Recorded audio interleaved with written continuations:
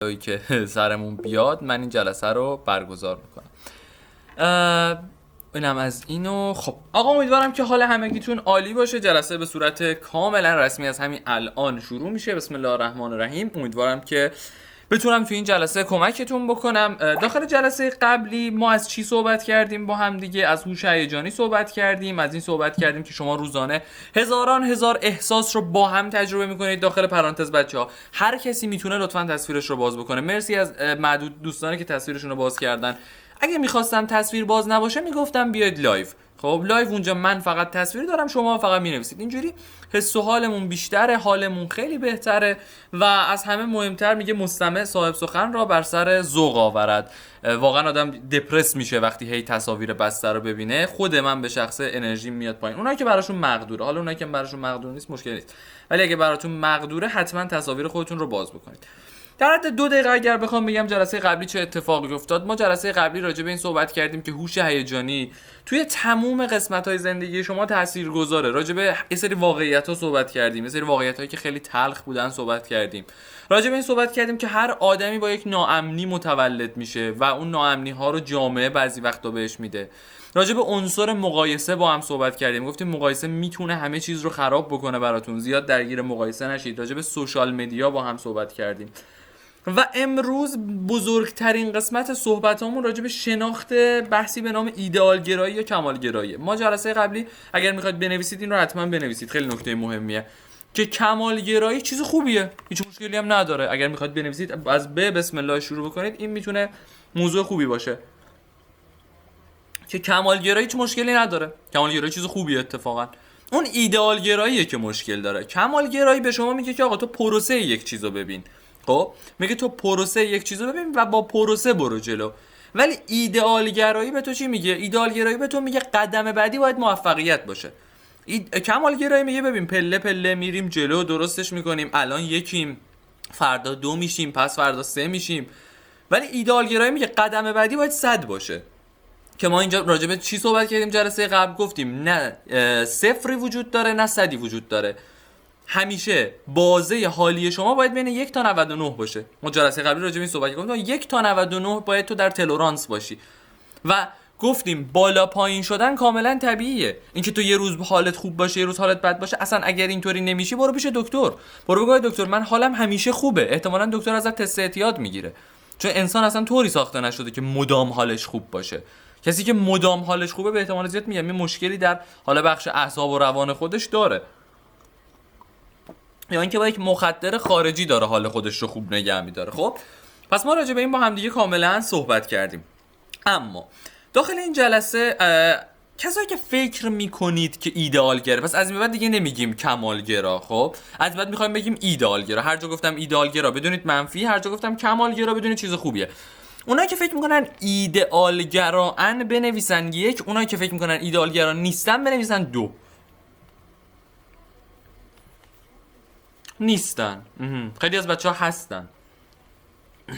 بچه اگه میشه تو کامنت ها برام دلیل هم بیاری. چرا؟ خب مثلا تویی که میگی من احساس میکنم ایدئالگرا هستم، چرا؟ به این دلیل. اگر فکر میکنی نیستی، چرا؟ به این دلیل. بنویسید برام لطفا. مقایسه. خب پارسا میگه من خودم خیلی مقایسه میکنم. وسطم، حد وسط باحاله. جان آقا امیررضا جان، مخلصم، قربون شما، زنده باشی. من فکر میکنم قبلا همین ایدئالگرا بودم، چون بعضی وقتا اصلا یه حال دپرسی پیش اومد که گفتم این کاره چرا نمیشه. درست.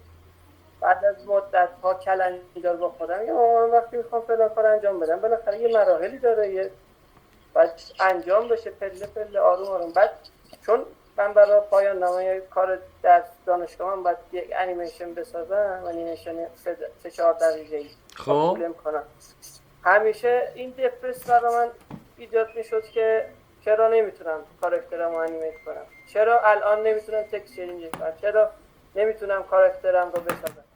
خب وقتی من بخوام یه کاراکتری رو میخواستم بسازم، اول باید یه لبی، یه چشمی، یه پای، یه دستی، باید مرحله یه هوک کاراکتر رو نمیتونم این خدا دقیقاً. حالا چیز جالب بهتون بگم. یواش آره به خودم رسیدم که باید پله پله من به دست بیارم، اونی هم که بلد نیستم رو باید یاد بگیرم. دقیقاً کاملا موافقم. حالا یه چیز جالب میخوام بهتون بگم، همین اول کار بنویسید. بچه‌ها من کامنتاتون هم داشتم میخوندم، مرسی از همکاریتون و مرسی از کسایی که تصویرشون رو باز کردن، چون واقعا میگم تصویر باز به خود من به شخص خیلی انرژی میده. اگر مقدوره براتون تصویرتون رو باز بکنید. ایدئال گرایی در جایی که ما میشناسیمش و شناختیمش همینیه که آقا امیر میرزا گفتش. آقا امیر میرزا گفتش. یعنی اون چیزی که ما شناختیم اینه، ولی میخوام بهتون بگم که خیلی فراتر از اینه. یعنی امروز شما میفهمید که بیشتر رفتارهاتون به خاطر همینه. خب بیشتر رفتاراتون دقیقاً به خاطر این هستش که شما کمالگرایی ندارید، ایدئال گرایی دارید. یک مرور دوباره این قسمت رو بکنم از جلسه قبل. کسایی که نبودید بنویسید حتما. اعتماد به نفس بچا فیکه.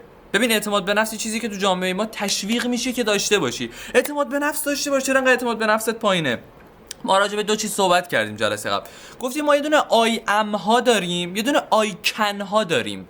آی کن یعنی چیزی که من میتونم انجام بدم. من رانندگی آی کنمه. خب من دویدن آی کنمه، ورزش کردن آی کنمه. ولی آی ام شاید بشه صداقت. من آدم صادقیم. من آدم متعهدیم نسبت به شغلم. آی اممه. ببین آی ام میشه چیزی که تو در وجودت داری، قابل اضافه شدنه، قابل کم شدنه. آیکن میشه چی؟ میشه اون چیزی که تو بلدی انجام بدی. حالا تو جامعه تو همیشه به خاطر آیکن هات تشویق میشی، یعنی تو هیچ وقت به خاطر آی ام هات تشویق نمیشی. تو الان اگر خوب رانندگی بکنی، یک موقعیتی رو خوب ماشینت رو رد بکنی، میشه چیت؟ میشه آیکنت. خب و تو تشویق میشی، پس میشه اعتماد به نفس و فیکه. ولی هیچ وقت مثلا کسی نمیاد بگه که مرسی که صادقی، مثلا امید مرسی که متعهدی نسبت به کاره، چون معمولا کسی اینا رو نمیبینه اصلا. یعنی کسی حتی متوجه این نیستش که مثلا ما کجا تو زندگیمون صادق بودیم یا کجا تو زندگیمون صادق نبودیم. درست صحبت کردن اینا حالا جلوتر بریم میفهمید. اصلا بچا تو جلسه امروز بیشتر قرار راجع به ایدئالگرایی بفهمیم. امروز زیاد نمیخوام بهتون راه حل بدم. یه موضوعی وجود داره دیگه. شما وقتی دور از جونتون کرونا که میگرفتین، یکی از دلایلی که باعث میشد نتونیم واسه کرونا درمان پیدا کنیم چی بود؟ ناشناخته بودنش بود. خب اگر یکی میومد میگفت آقا کرونا اینجا اصلا مثل سرماخوردگی اونجوری که تو فکر میکنی ترسناک نیست، واقعا میشد درستش بکنیم. خب ببین ما امروز یکی از بزرگترین قدمایی که میخوایم برداریم اینه که ناشناخته بودن یک سری مقوله ها رو برای خودمون آنلاک بکنیم. یعنی اون ناشناخته برداشته بشه برامون. کل هدف ما شاید امروز همینه. امروز من میخوام تو رو با خودت آشنا بکنم که بیشتر خودتو ببینی. بعد ببین پس راجع به این صحبت کردیم که اعتماد به نفس فیکه. برای همین طرف ماشین میخره نایلونشو نمیکنه. چرا؟ چون تا زمانی که اون نایلون روشه احساس میکنه سوار ماشین نو شده. و اینجوری که مثلا تو 3 ماه ماشین خرید، این نایلون مارک پژو رو هنوز نکندی، میگه نه حیفه. ببین حیف نیست، تو دلت نمیاد اونو بکنی، چون اون رو برداشتن برای تو به معنای برداشتن یک نایلون معمولی نیست. به معنای اینه که ماشین من دیگه دست دوم شد، دیگه صفر نیست، دیگه اون کلمه صفر خوش که پسوند ماشینت میاد دیگه از روش برداشته میشه. حالا نکته داخل پرانتز بهتون بگم، هر جا من یک مثالی خارج از زندگی شما زدم، شما اون مثال رو نسبت به خودتون تعمین بدید. ببینید شما تو کجا تو زندگیتون همچین کاری کردید؟ آیا تو زندگیتون همچین پله‌ای داشتید؟ چون ببین مثال ها فرار، ما به اندازه آدمای روی زمین مثال میتونیم بزنیم. پس شاید مثالی که من میزنم 3 تا مثال میزنم، یکی 3 تاشو به خودش بگیره و واقعا راجبش صدق بکنه، یکی شاید 3 تا مثالی که من میزنم مثلا راجبش صدق نکنه. خب پس این کاملا چیز طبیعی هستش. اما عزت نفس یه چیز اصلا درونیه. عزت نفس اصلا یه چیز بیرونی نیست و خب تو هیچ وقت احتمالاً به خاطرش تشویق هم نمیشی. و نکته‌ای که وجود داره، بنویسید اولین ویژگی افراد ایدئالگرا، کمالگرا نگفتیم، کمالگرا چیز مثبتیه. بنویسید اولین ویژگی افراد ایدئالگرا. اینها وقتی میخوان حالا بحث هدف گذاریشون انجام بدن، هدف رو مقصد میبینن. یه نکته اینجا بزرگ بنویسید، خیلی مهمه. هدف پله بعدیه، نه پله آخر. یه بار دیگه تکرار میکنم برای کسایی که نتونستن بنویسن. هدف پله بعدیه، نه پله آخر. ببین هدف که داره، اینم بنویسید از برایان تریسی، حیفم میاد اینم بهتون نگم. برایان تریسی در رابطه با هدف یه حرف خیلی باحالی میزنه، میگه که موفقیت یعنی داشتن هدف، نه رسیدن به هدف. خیلی نکته مهمیه. برایان تریسی میگه موفقیت یعنی داشتن هدف، نه رسیدن به هدف. ببین رونالدو هدفش چی بوده؟ این بوده که بشه آقای گل. خب رسیده به هدفش. آیا آدم موفقیه؟ بله موفقه، ولی به شرط اینکه دوباره یه هدف دیگه انتخاب بکنه. پس هدفش این میشه که مثلا تعداد توپ طلاشو یه دونه دیگه افزایش بده. خب یه دونه دیگه افزایش شد، آیا باز رسید به اون موفقیت؟ خب آره به تبع رسیده به اون موفقیت، ولی اگه همونجا متوقف بشه چی؟ پس دیگه موفق نیست. برای انترسی حرف خیلی خوب میزنه، میگه موفقیت یعنی داشتن هدف، نه رسیدن به هدف. حالا ایدئال گرایی به تو چه جوری هدف میده؟ یعنی ایدئال گراها معمولا این مدلی هدف انتخاب میکنن. میخوام برم باشگاه 30 کیلو وزن کم بکنم. چند کیلویی؟ مثلا 90 کیلو. میخوام بشم 60. خب اوکی، هدفت هدف خدایی بدی نیست، ولی اشتباه انتخابش کردی. الان بهتون میگم چرا. الان دلیلش هم بهتون میگم، یعنی با دلیل و با علت بدونید که چرا همچین اتفاقی میفته. مثلا طرف برمیگرده من میخوام پورش بخرم. آی سالم من میخوام به درآمد 50 میلیون برسم. میگم الان درآمدت چقدره؟ میگه فعلا درآمد ندارم. میگه میخوام مثلا چه میدونم بزرگترین شرکت طراحی تو کل ایرانو داشته باشم. میگم پیج زدی؟ میگه نه. ببین هدف تو پله بعدی توئه. تو الان هدفت باید میشه که پیج بزنی. پیج زدی، 20 تا فالوور داری. هدف بعدی تو 300 کایی نیست. هدف بعدی تو بچه‌ها میخوام تو کامنت ها بهم بگید، میخوام ببینم چقدر ذهنیتتون ایدئال گراییه. پیجی که 20 تا دونه فالوور داره تو کامنت ها بهم بگید. پله بعدیش عدد چند تا فالووره؟ 100 آفرین 30. میتونم بگم اون بین بازه حالا 30 تا 50 که دوستان گفتن مقبوله. یعنی من دیدم که یه نفر کیارش بود گفت 30، یه نفر امید بود گفت 50. این عدد معقولیه. نه آخه اونجوری بهم کیف نمیده. خب کیف نده، مگه قراره اصلا هدف همیشه که قرار نیست به تو کیف بده. هدف یک چیز کاریه. بحثای کاری همیشه قرار نیست کیف بدن به تو. کیف یه جای دیگه است، برو دنبالش بیرون. پس گرفتید داستان چی شد؟ داستان این مدلیه. اینایی که خیلی ایدئال گران معمولا اهدافشون رو خیلی دور میچینن از خودشون. 2 روز حالش خوبه، فوق العاده است. 2 روز با اون هدفه حالش خوبه، میترکونم باشگاه میخوام برم 30 کیلو کم بکنم، میره لباس مخصوص میخره، هدفون میخره، بعد یه سری آهنگای مخصوص باشگاه دانلود میکنه، توی بیوگرافی مثلا اینستاش میذاره جی ایم، یا مثلا مینویسه فیتنس، یا مثلا چه میدونم مینویسه چه میدونم کراس فیت. بعد توی پروفایلش یه نفریو میذاره که 6 تیکه داره. پس فردا چون ارضاش نمیکنه اون هدف دیگه باشگاه نمیره، پس اون فردا تمام شد دیگه از باشگاه خبر. و چون شهری یه ماه هم داده نرفته، این یه ماه هم کلا 2 جلسه‌ش رفته، حالش 3 برابر بدتر از وقتیه که 30 کیلو چاق بود. چون اون موقع فقط 30 کیلو چاق بود، الان یه آدم چاقیه که خودش به خودش ثابت شد تنبلم هست، بی برنامه هم هست. پس ببین حالت هی داره بدتر میشه. اما این همه دلیل داره ها. نه یه چیزم بهتون بگم، خواستن آره قانون شادی 8 دقیقه‌ای دقیقاً. خواستن توانستن نیست. اینو بنویسید لطفاً. خواستن به هیچ عنوان توانستن نیست. بزرگترین دروغ جامعه. و بچه‌ها من یه چیزم بگم واسه بچه‌هایی که تازه اومدن، جلسه قبلی رو نبودن. حرفای من کاملا رفرنس داره. یعنی من هیچ حرفی رو بدون رفرنس، مثلا اینجوری نیست که مثلا این پیجای انگیزشی چون فقط حالتون خوب میشه اینا رو میگم. من معمولا حرفام همشون معمولا که نه همشون رفرنس داره. رفرنس اولم کتاب هوش هیجانی دنیل گلمنه. اگر میخواید بنویسید یا اگر میخواید حفظ بکنید، آقای گلمن رو یادتون بیاد، دنیل گلمن. کتاب سایه ها هستش، خیلی کتاب فوق العاده ایه. بعد کتاب نیمه تاریک وجودم، یکی از کتابای خیلی فوق العاده ایه که خب توی این زمینه من واقعا، و 2 تا کتاب دیگه هم بهتون میگم که من خودم اینا رو گذاشتم داخل چنل کست باکس، هم میتونید برید گوش بدید. برنامه یه لحظه بچه کسی کامنت نذاره من اسم این برنامه رو بنویسم. یه لحظه هیچ کس کامنت نذاره. برنامه کست باکس رو نصب میکنید. خب برنامه کست باکس رو که نصب کردید، اینجا چرا گزینه کپشن فعال شد؟ کپشن رو خاموش کنم. برنامه کست باکس رو که نصب کردید پینش هم میکنم اینجا که داشته باشید. میرید داخلش و سرچ میکنید دنیای کتاب در کتاب جی بی. این چنل قبلی منه، توش 2 تا کتاب خیلی مهم رو گذاشتم. از رو اسمشون خواهشاً قضاوت نکنید. هنر رندانه به تخم گرفتن و همه چیز بگاه رفته اثر مارک منسون. خیلی کتابای فوق العاده ان، از اسمش قضاوت نکنید. جزء پرفروش‌ترین کتاب‌های نیویورک تایمز بوده. برگردیم سراغ صحبتام. پس رفرنس من همین 4-5 تا کتابیه که بهتون گفتم. خواستن توانستن نیست. مارک منسون هم خیلی خوب اینو میگه آقا یه نفری که 45 سالشه هر چقدر فعل خواستن رو قوی تر صرف بکنه نمیتونه یه فوتبالیست خوب بشه، چون بدنش اصلا دیگه تحلیل رفته. ولی پیجای زرد مثبت اندیش اینستاگرام به تو چی میگن؟ برو خواستن توانستن تو هر جا بخوای میتونید، فیکه، دروغه، 2 روز بعد حالت گرفته تر میشه. آدم باید یه سری جا با خودش صادق باشه. خب آدم باید یه سری جا واقعا با خودش صادق باشه. موفقیت بنویسید، موفقیت یه مساوی بذارید جلوش، بگم که شامل چی میتونه باشه موفقیت. بنویسید موفقیت مساوی. بچه من تصاویر قطع شده برام، ان که خودم قطع نشدم. بچه تو کامنت های بازخورد میدید به من از اینکه هستم یا نه؟ تو کامنت ها بگید اگر میشه هست. خب حله، چون یه تصاویر کلا برای من پاس خوردن. اوکی، اگر شما منو دارید اوکی. بنویسید موفقیت مساوی است با توانایی.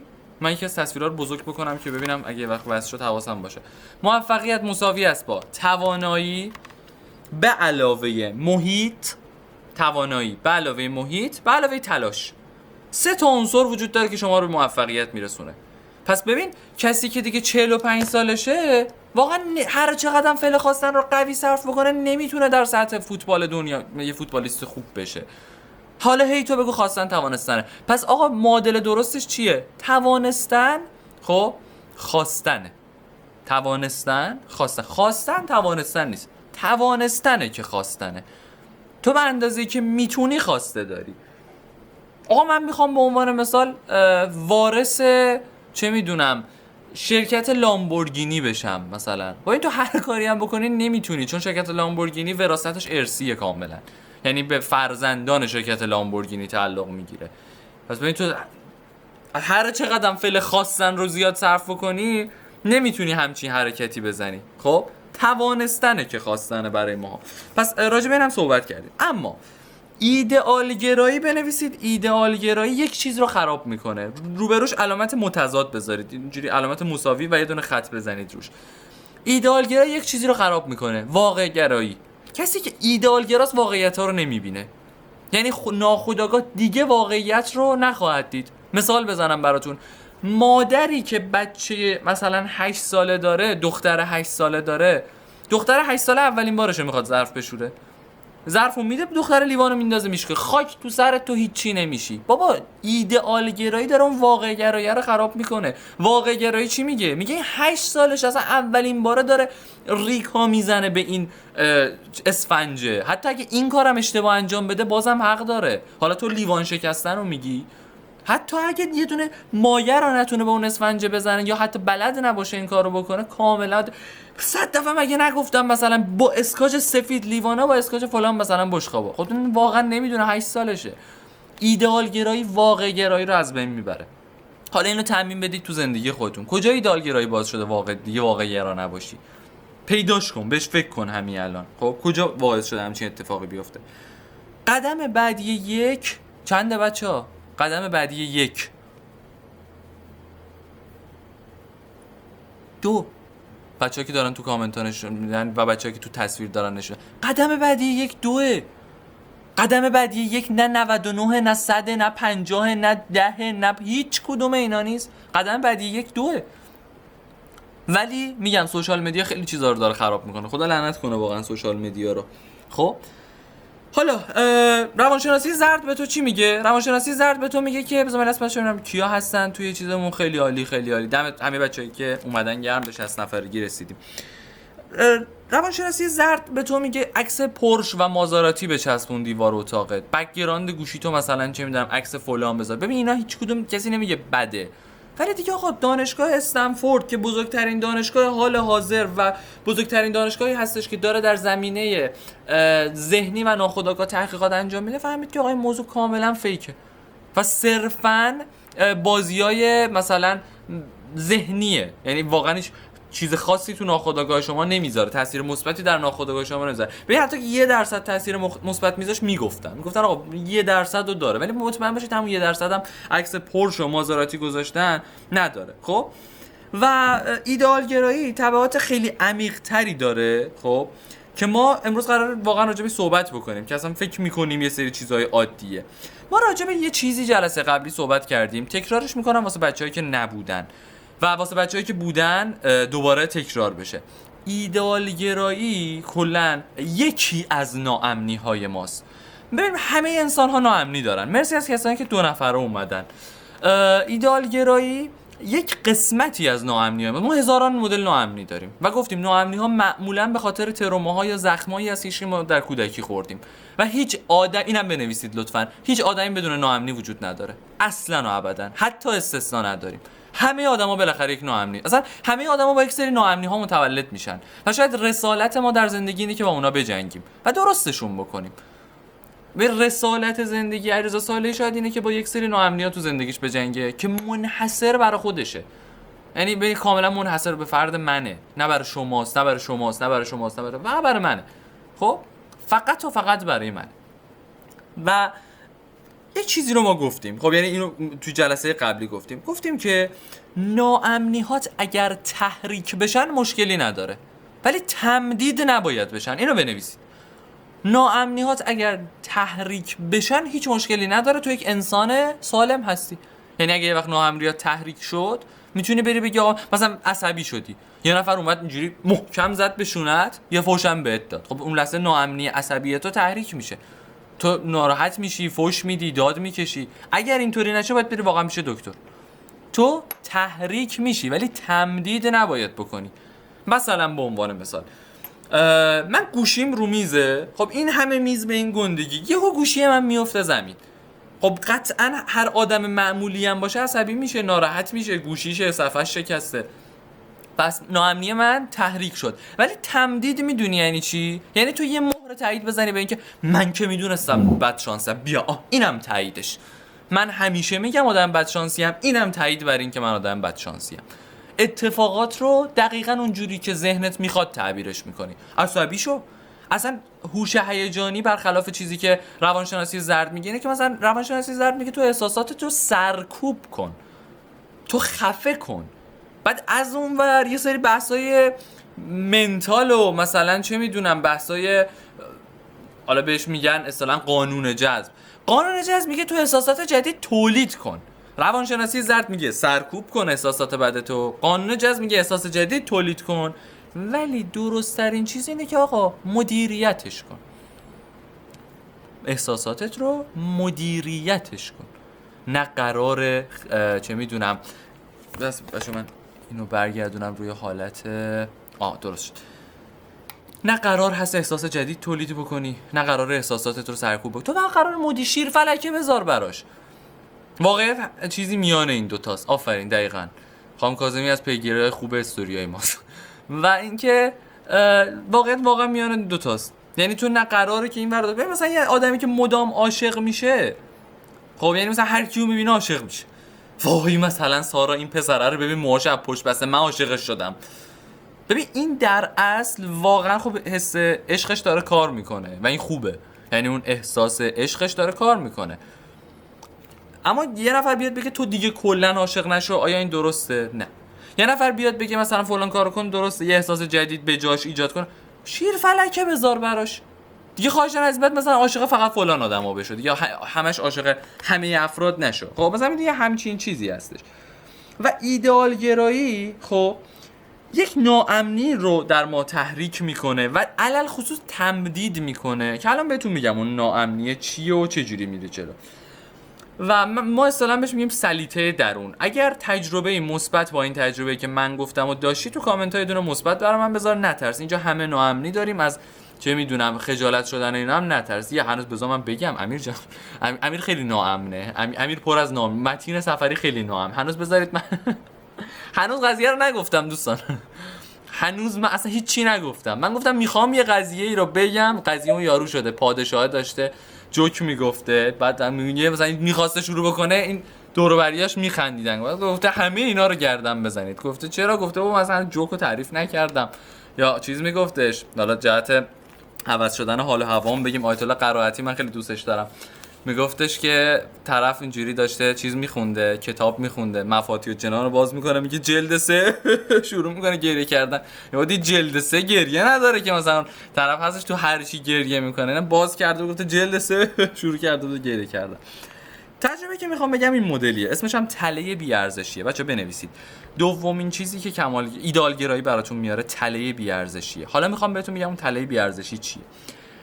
توی یک جمعی نشستی، اونایی که متأهلن یا اونایی که دوست دختر یا دوست پسر شرعی دارن، یعنی تأهل حالا خودمونیم دیگه چون خانواده ها میان، مثلا یک پارتنر احساسی دارن یا مثلا کراششون حداقل نشسته اونجا.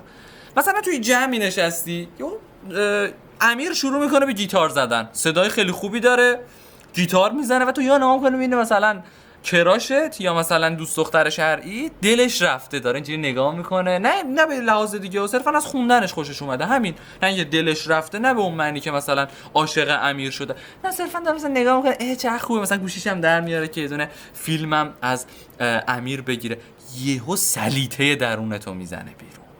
این مدلیه که مثلا میای خونه تو راه مثلا برگشت، پارتنرت بهت میگه که وای دیدی امیر چقدر مثلا قشنگ گیتار میزد، تو مثلا دارید پشت فرمونی میری یهو اینجوری میکنی.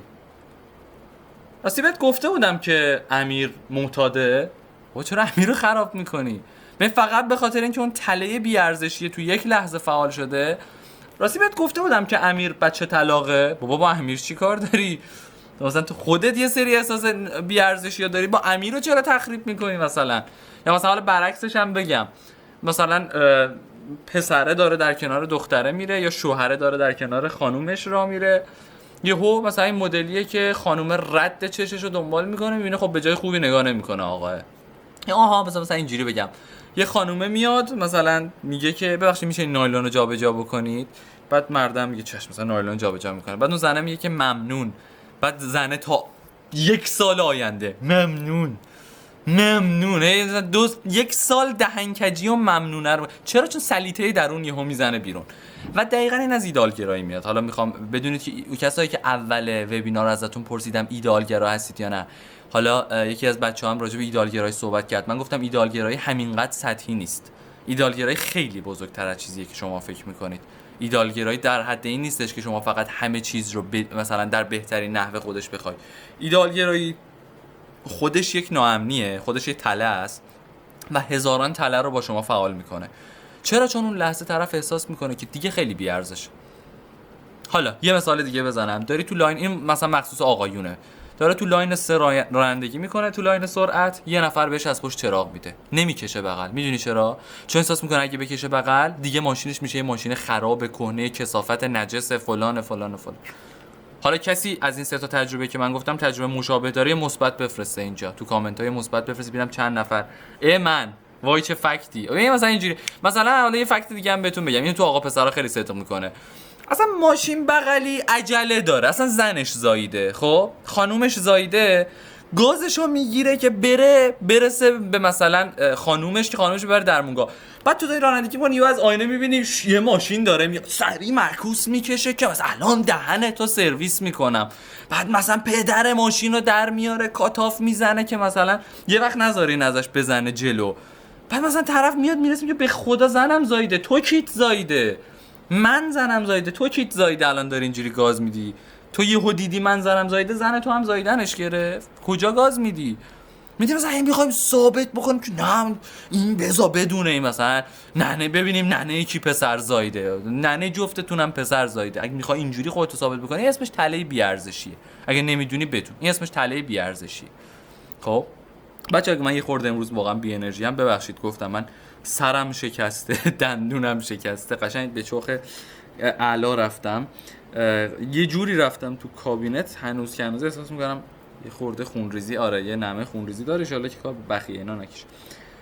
آره دقیقاً میشه چی؟ میشه اون سلیطه درون. و ایدئالگرایی چرا همچین تله‌هایی رو فعال میکنه؟ به خاطر اینکه ایدئالگرا، شخص ایدئالگرا خودش یک سری چیزا برای خودش تعیین کرده که ما بهش میگیم استاندارد. یه سری استانداردها برای خودش تعیین کرده که واقعا قابل رسیدن نیست، جدی قابل رسیدن نیست، خودمونی نیست، ولی این داره زور میزنه که تو یه سری ملاک‌ها رو تعیین بکنه برای خودش. خب بچه‌ها 5 تا از اولویت‌های زندگیتون رو برای من به ترتیب تو کامنت‌ها بنویسید. مثال 1 مثلا زدن بیزینس خودم 2، ورزش کردن 3، مثلا خانواده فلان 4، زدن یه باشگاه مثلا 5 تاشو بنویسید تو کامنت ها برای من بفرستید. میخوام راجع به یه چیزی صحبت بکنم باهاتون. خب نه بنویسید، یه دونه‌شو ننویس، مثلا بنویس شماره 1، شماره 5 تاشم تو یه کامنت برام بنویسید چون من نمیتونم متوجه بشم.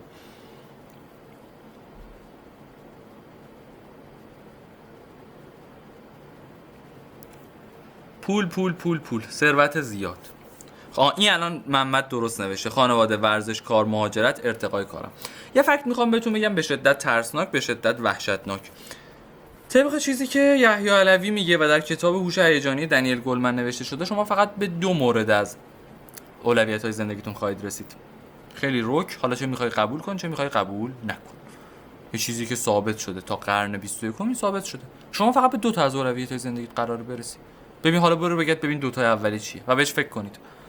زدن بیزینس و خانواده، متین سفری، تو فقط به همین 2 تا میرسی. اگر چیز دیگه جز اینا تو ذهنت هست دیگه نمیرسی. خیلی رک. خیلی رک. پس ببین اون استانداردی که برای خودت تو ایدئال گرایی گذاشتی که هم رانندگیت خوب باشه، هم گیتار زدن بلد باشی، هم بازیگر خوبی باشی، هم آواز بلد باشی، هم تو جمع کسی باشه که جمع دست میگیره، هم باشگاه رفتن بلد باشی، هم بدن خوبی داشته باشی، هم زن خوبی داشته باشی، هم ماشه، نمیشه. اون چیزی که تو ذهنت رو بالاخره باید یه جا قبول بکنی که تو فقط به 2 ببین خیلی برنامه‌ریزی خوب بلد باشی به 3 تاش میرسی. یعنی دیگه استاد برنامه ریزی باشی به 3 تاش میرسی. ببین میتونی به صورت سطحی دنبالش بکنی ها، یعنی میتونی ماهی یه بار بری باشگاه و ادعات بشه ورزشکاری، ولی عمق نمیتونی توش بگیری. میتونی ماهی یه بار بری باشگاه و ادعات بشه که ورزشکاری. پس ببین اون استانداردهایی که تو واسه خودت میسازی و بهشون نمیرسی باعث میشه حالت بد بشه و اون تله بی‌ارزشی تو اونجا فعال میشه. حالا فهمیدید مثلا دارم اینجوری صحبت میکنم بدونید که ایدئالگرایی انقدر عمیق تاثیر میذاره. ایدئالگرایی فقط این نیست که تو میخوای یه کاری شروع بکنی و احساس میکنی آماده نیستی. ایدئالگرایی همینقدر عمیقه. ایدئالگرایی یه سری وقتا رو تمام چیزای زندگی تاثیر میذاره و بدترین قسمت اینه که تو نمیدونی چرا. تو نمیدونی چه بلایی سرت اومده و احساس میکنی اینا فقط مختص به توئه. خب و به خاطر حالا یه چیزی هم بهتون بگم، به خاطر اینکه شما اولا از دستاوردهای خود قبلیتون هم راضی نیستید، اینم بهتون بگم. اینو جلسه قبلی با هم بررسی کردیم. گفتم شما به خاطر اینکه اصلا از دستاوردهای فعلی خودتون اصلا راضی نیستید.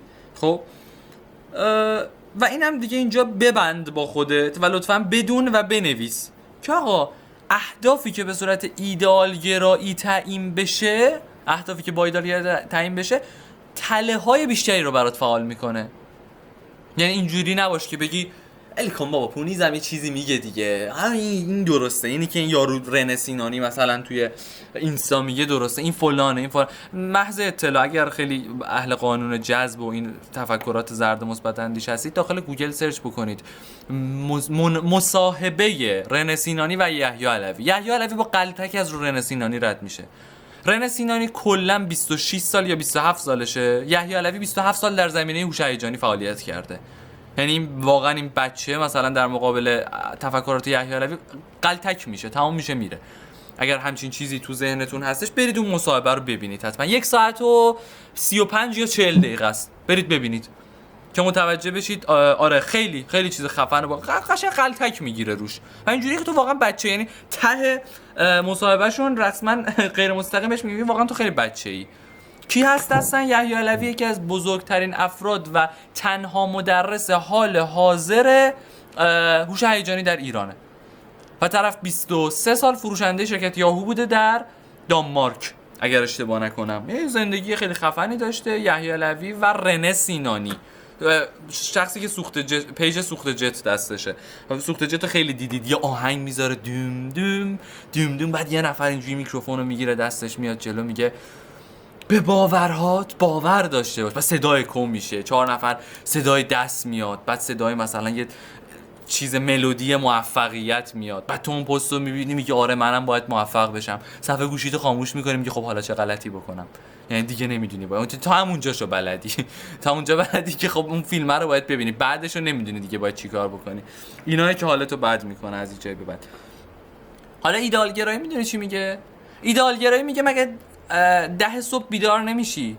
خب هدفت اینه که آدم سحرخیزی باشی. پله بعدی برای تو 9:45 دقیقه است. اهدافت رو میخوای در ایدئالگرایی بذاری، یک چیزی که یادت باشه، تو همه چیز رو نمیتونی در بر بگیری. یعنی یه جنبندی بکنم صحبتامو تا اینجا. تو همه چیز رو نمیتونی در بر بگیری، نمیتونی بازیگر خوبی باشی، در عین حال آواز بلد باشی، در عین حال ساز بلد باشی، در عین حال بدن خوبی داشته باشی، در عین حال خوشگل باشی، در عین حال رانندگیت خوب باشه. یکی دو تا از اینا رو قراره بهش برسی، انتخاب کن. ولی ایدئالگرایی میگه تو به همه اینا باید برسی، نمیگه میتونی برسی، میگه باید برسی. اگر نرسی آدم بیخودی هستی. ایدئالگرایی میگه، مثلا ایدئالگرایی که تو سوشال مدیا سوار این روزا، اصلا این جلسه رو من کاش میدونستم اسمش رو بذارم فرهنگ سوشال مدیا. یعنی قبول دارید که این جلسه بیشتر شبیه فرهنگ سوشال مدیاه. ما این بیشتر این بدبختیایی که داریم میگیم دست سوشال مدیاه. سوشال مدیا یه نفر بهتون نشون میده که اصلا مشخص نیست پشت پردهش کجاست. حالا نمونهش خودم بگم، من امروز استوریام از جای خیلی قشنگی بود. من امروز استوری گرفتم، رفتیم مثلا استخر لاهیجان، رفتیم جنگل، رفتیم فلان ولی آیا میدونستی که من انقدر بلا سرم اومده؟ و اول جلسه گفتم دندونم اونجوری شکسته، سرم رفتم تو کابینت، کل بدنم درد میکنه از صبح که از خواب بیدار شدم و الانم سردرد دارم. با زور قرص نشستم دارم باهاتون صحبت میکنم. کمر و گردنم هم که همیشه درد میکنه، اصلا یه چیزی که ثابته. پس ببین هیچ وقت کسی پشت پرده رو نمیگه. به قول رفیقمون دیروز یه استوری گذاشتم از قسمت تمیز ساحل، از قسمت کثیف ساحل. همیشه اون قسمت تمیزه رو به شما نشون میدن تو سوشال مدیا و میگن تو باید اصلا موفق بشی. خب و تو مدام وقتی این چیزا رو میبینی میخوای حس ارزشمندی خودت رو حفظ بکنی. خب و چون بلد نیستی حفظ ارزشمندی خودت رو حفظ بکنی و رسانه هم هی مزیده بر علت میشه، هی بدبختیای تو رو به رخت میکشه، هی دستاوردهایی که در حال حاضر داری رو حتی برات کم جلوه میده دیگه. یعنی همونا رو هم برات کم جلوه میده. مثلا به عنوان مثال پسره خب وضعیتش خوبه، کار داره، شغل داره، فلان داره، ولی چون نگاه میکنه تو اکسپلور میبینه اون پسری که سیکس پک داره از بنز پیاده میشه، کفش پاش چرم و فلانه، اون مورد تایید دختراست. به نظرت حالش خوبه؟ اصلا حالش خوب نیست. حالا میخواد درآمدش 40 میلیون باشه، 50 میلیون باشه، چون اون لحظه یه چیزی رو فهمید. اینه که قشنگه. من خوب نیستم، من حالم بد. عنصر مقایسه. یه جمله گفتم جلسه پیش، اگر ننوشتی این جلسه بنویس. سقراط میگه، فروید میگه مقایسه یک غذای فاسدیه که به هر چی بخوره اونم فاسد و مسموم میشه. مقایسه یک غذای فاسدیه که به هر چی بخوره اون هم فاسد و مسموم میشه. اوکی؟ فهمیدی چه جوریه؟ دخترها رو مثال بزنم. دختره مدلیه که خب کارشو داره، شغلشو داره، شوهر خوبی هم داره به عنوان مثال، مثلا توی حتی متأهله، ولی باز میکنه اکسپلور رو میبینه اون دختری که گونه داره، لباش مثلا مثل شطوره، پلکاش مثلا این همه موژه گذاشته تا اینجای کار، اونه که داره تایید میشه. پس احساس پوچی و تو خالی بودن میکنه. حالا اینجا دو اتفاق میفته، یا واقعا همونقدر پوچ و تو خالی میمونه که بمیره با همون احساسش، یا میره سراغ این که خودش رو شبیه اونا بکنه، ظاهر رو میچینه، باطن خالی، باطن هیچی نداره، فقط به اعتماد به نفس. ما چی گفتیم اولش؟ گفتیم اعتماد به نفس با عزت نفس فرق داره. اعتماد به نفس فیکه، اعتماد به نفس مسخره است، اعتماد به نفس از طریق بقیه میاد، عزت نفسه که مهمه. خب ما راجع به این اول صحبتامون صحبت کردیم. و حالا طرف وقتی اینجوری احساس پوچی میکنه، وقتی عنصر مقایسه رو میاره، بچه اینو بنویسید لطفا، این خیلی نکته مهمیه. ایدئال گرایی، بچه ساعت 10:10 است. ایدئال گرایی یک پروسه دفاعی بدنه. یعنی ببین مغز برای دفاع شروع میکنه به ایدئال گرایی. یعنی به خاطر اینکه این پوچی ها رو میبینه، این ناامنی ها رو میبینه، میگه خب ببین من که اینقدر پوچم، من باید برای اینکه تایید بشم همه چیز به دست بیارم. تبریک میگم، شما تبدیل به یک آدم ایدئال گرا شدی. من دوباره یک چیز بهتون بگم، یک جمله میخوام بگم از خودم. این جمله رو خواستی بنویسی زیرش بنویس عمو پونیز. این جمله رو خودم میگم که ایدئال گرایی یکی از بزرگترین اعتیادهای دنیاست.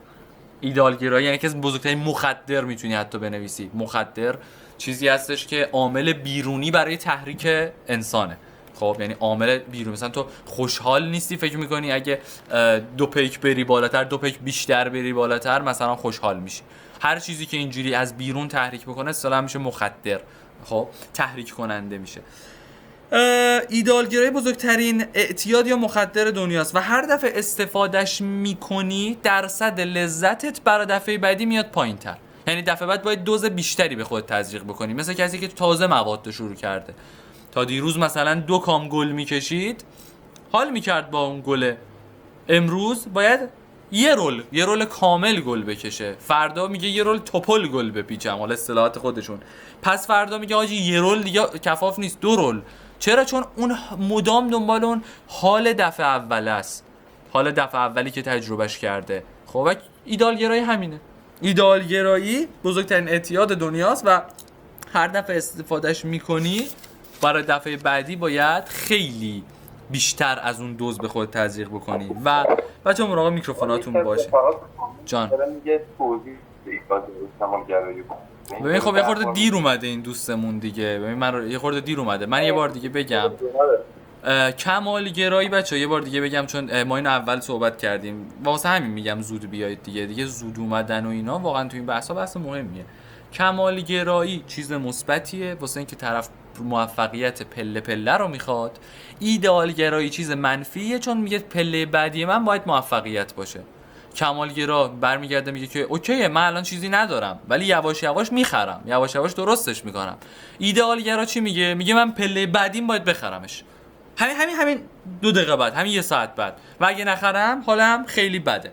یه جمله دیگه بنویسید، اینم زیرش میتونید بنویسید عمو پونیز، که مادامی که خودت رو دوست نداشته باشی، یعنی همون عزت نفس، داخل پرانتز میتونی بنویسی عزت نفس، مادامی که خودت رو دوست نداشته باشی هیچی نمیتونه از بیرون حالتو خوب بکنه. ببین وقتی کلمه هیچی رو میگم یعنی واقعا هیچی، یعنی خونه خوب، ماشین خوب، فلان خوب، ست جردن، هودی فلان، گردنبند فلان، دوست پس. حتی ببین میدونی بدترین آدما کیان؟ کسایی که احساس میکنن که اگر حالشون بده برن تو رابطه یا مزدوج بشن یا ازدواج بکنن حالشون خوب میشه. اینا خیلی تباهن، چون تو وقتی خودت حالت با خودت خوب نیست چرا چه جوری یه نفر دیگه باید بیاد حالت رو خوب بکنه؟ چطور عزت نفس داشته باشیم؟ یه دقیقه ایدئالگرایی تو کنترل بکن. داریم راجع به همینا صحبت میکنیم. این جلسات شاید بیشتر از 3 جلسه بشه بچه‌ها، شاید واقعا خیلی بیشتر از 3 جلسه بشه و اگر دوست داشته باشیم من میتونم حتی بیشترش هم بکنم. 5 شنبه با همین اکیپ جمع بشیم دور هم دیگه و راجع به همین مسائل با هم دیگه صحبت بکنیم. اگر موافق باشین حتما این کار رو انجام خواهیم داد. خدا رو شکر که شما هم باهاش موافق هستید. من پامو اینور دراز بکنم چون احساس میکنم دیگه کمرمو حس نمیکنم انقدر که درد میکنه. آره داشتیم راجع به چی صحبت؟ سریع لطفا فقط چون وقت کمه. ممنون. یه نکته گفتی که اگر 5 تا اولویت ما برای خودمون داریم پس میتونیم برسیم. این از نظر تو این محدودیت ذهنی نیست؟ نه اصلا چیزیه که میگم حرفای من رفرنس داره. ببین میگم حرفای من همشون رفرنس داره. ببین اصلا رفرنس قبول دارم بذاریمش کنم. ببین من برای مثال تو میگی آقا من دوست دارم آدم باشم که ورزش میکنم، آدم باشم که کتاب میخونم، آدم باشم که بیزنس دارم و خب خانواده هم سعی میکنم رابطه‌ام باش بهتر کنم. چرا باید باور داشته باشیم که فقط 2 تاش میشه؟ ببین فقط نه ببین فقط نه، کلمه فقط خودش ایدئالگراییه. کلمه فقط نه، تو 2 تاش قرار خفن بشی، تو بقیه‌اش معمولی، اگر جایی من همچین منظوری رسوندم معذرت میخوام، ولی منظور من کاملا این بود که شما تو 2 تاش قرار 100 بشی، واقعا هم میتونی، یعنی تا مرز 100 میتونی جلو بری، حالا 100 هم که نه تا 99 میتونی بری جلو، ولی تو بقیه‌اش واقعا معمولی. اینو کاملا جدی میگم. برگردیم سراغ قسمت قبلی. جان میگم یعنی این استدلال بر اساس این نیست که مردم اینجوری میگن؟ نه میگم اینو حالا دلیل خیلی بزرگ و طولانی داره. خب من بهت پیشنهاد میکنم که کتاب چیزو بخونی، کتاب دنیل گلمن رو بخونی، هوش هیجانی. من بهت پیشنهاد میکنم این کتاب بخونی اگر میخوای که جواب این سوالاتو بگیری، خیلی میتونه کتاب خوبی باشه. و اینکه بچه‌ها وقت کمه، اگر میشه سوالاتتون رو بذارید برای آخر، من اینا رو راجع بهش صحبت بکنم.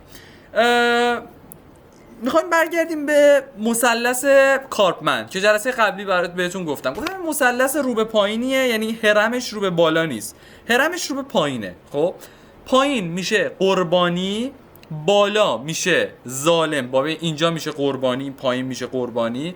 بالا سمت راست اینجوری باشه، بالا سمت راست میشه ناجی و این ورم میشه شخصی که ظلم کرده به تو، یعنی شخصی که ظالم بوده. و اگر بخوایم این مدلی حساب بکنیم، یک چیز خیلی بولدی رو بنویسید داخل دفترتون، یعنی این خیلی مهمه. کسی که یا کسانی که در مثلث کارپ من درگیر بشن، خیلی مهمه، نقشاشون جابجا میشه. الان بهتون میگم یعنی چی. خیلی مهمه.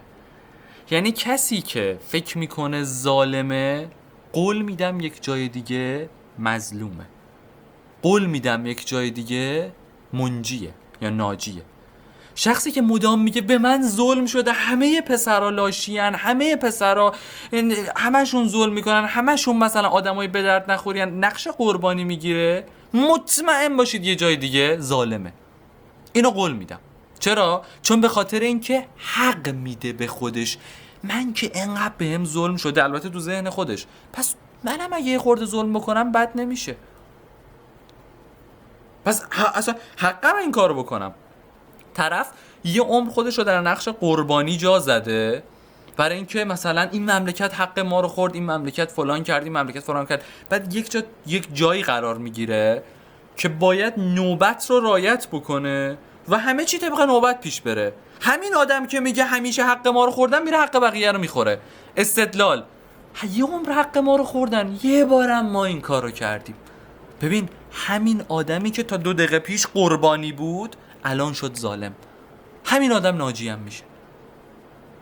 پس یادتون باشه، یه بار دیگه میگم، در مثلث کارپ، من رو بچه‌ها میگم بهتون، یه مثلث این مدلیه، ضلع پایینش، خب ضلع پایینش میشه چی؟ میشه کسی که مورد ظلم واقع شده، مظلوم. ضلع بالا میشه ناجی. ضلع چپ بالا میشه کسی که حالا ظالم بوده، ظلم کرده به ما. خب دیگه بچه، این شد کل مثلث کارپ من. و یه چیزی هم بنویسید، این خیلی مهمه. توی مثلث کارپ من قرار گرفتن در هر نقشیش لذت بخشه برای افراد. یعنی اون شخصی که ظالمه یه جوری داره از نقشش لذت میبره و میگم نقشا جابجا میشه، حتی ممکنه در 100 ثانیه عوض بشه. میخواد یه مثال بزنم از 100 ثانیه به اون ورش؟ اینو بنویسید، شاید این مثال واقعا مثال باشه که تو زندگیاتون دیدید. مادر اول نقش قربانی بازی میکنه. ببین، من فقط به خاطر توئه که با بابات موندم. بابات نمیگه شوهرم. تا خودت انتخابش کردی شده شوهرت. مگه اول بابای من بوده بعد شده شوهر تو؟ مگه گرد افشانیه؟ اول شوهر تو بوده بعد شده بابای من. بعد تو برمیگردی میگی من هنوز به خاطر باباته، که به خاطر توئه که با بابات موندم. اول نقش قربانی میگیره، بعد حالا میدونی چه جوری ظلم میکنه اون لحظه به اون بچه. بالاخره منم یه روز میمیرم. و خب تو نمیدونی این کلمه‌ای که داری به یه بچه 6 ساله میگی چه نقشی داره تو ذهن اون بچه میذاره. چون بچه احساس میکنه تا آخر عمر، احساس میکنه که اون مقصره. یکی از بزرگترین چیزهایی که روی کودکان طلاق، بچه بزرگترین آزمایشی که روی کودکان طلاق انجام داده بودن این بود که گفته بودن که تقصیر کی بود که مامان بابات از هم جدا شدن، و گفته بودن ما. شاید باورتون نشه، وحشتناکه. این آدم با کلی ناامنی قراره تا آخر عمرش زندگی بکنه و لعنت به اون پدر مادری که بازم میگم لعنت به اون پدر مادری که اونقدر بزرگ نشدن، خودشون بچن و رفتن یه بچه دیگه آوردن. و تو نمیدونی اون بچه حتی ممکنه قاتل بشه در آینده. اون بچه یه عمر قراره با بدبختیاش زندگی بکنه. قاتل دیگران نشه، قاتل خودش میشه اون بچه. ببین خیلی وحشتناکه. رفتن پرسیدن، گفتن مامان بابات از هم طلاق گرفتن. خب بچه 6 سالشه، بچه چی میدونه؟ بچه 6 ساله آیا مسائل اقتصادی میشناسه؟ آیا مسائل مالی میشناسه؟ آیا مسائل سیاسی میشناسه؟ بچه 6 ساله رو پرسیدن، گفتن آقا چی شد که مامان بابات طلاق گرفتن؟ گفته بود تقصیر من بود. گفتن چرا؟ گفته مامانم اینجوری میگه. مامان طوری نشون داده که این اینجوری فکر کرده. پس ببین، کسی که قربانی میشه در آن واحد ظالم هم میتونه باشه. همون مادره میخوای بدونی چه جوری ناجی میشه؟ سرویس دادن افراطی به بچه. غذا رو آماده کن، لقمه‌شو بگیر، حتما برا فلان جا باشه. ای وای بیرون نر. ببین میخواد مثل یه ناجی زندگی اون بچه رو نجات بده. یعنی در عین حال تو 3 ضلع مثلث کارپ منم هست. پس حواست خیلی باشه. خب و یادتون باشه گفتم اینجا هم گفتم توی سه ضلع مثلث کارپمن قرار گرفتن هم لذت بخش، یعنی همون کسی که ظالمه لذت میبره.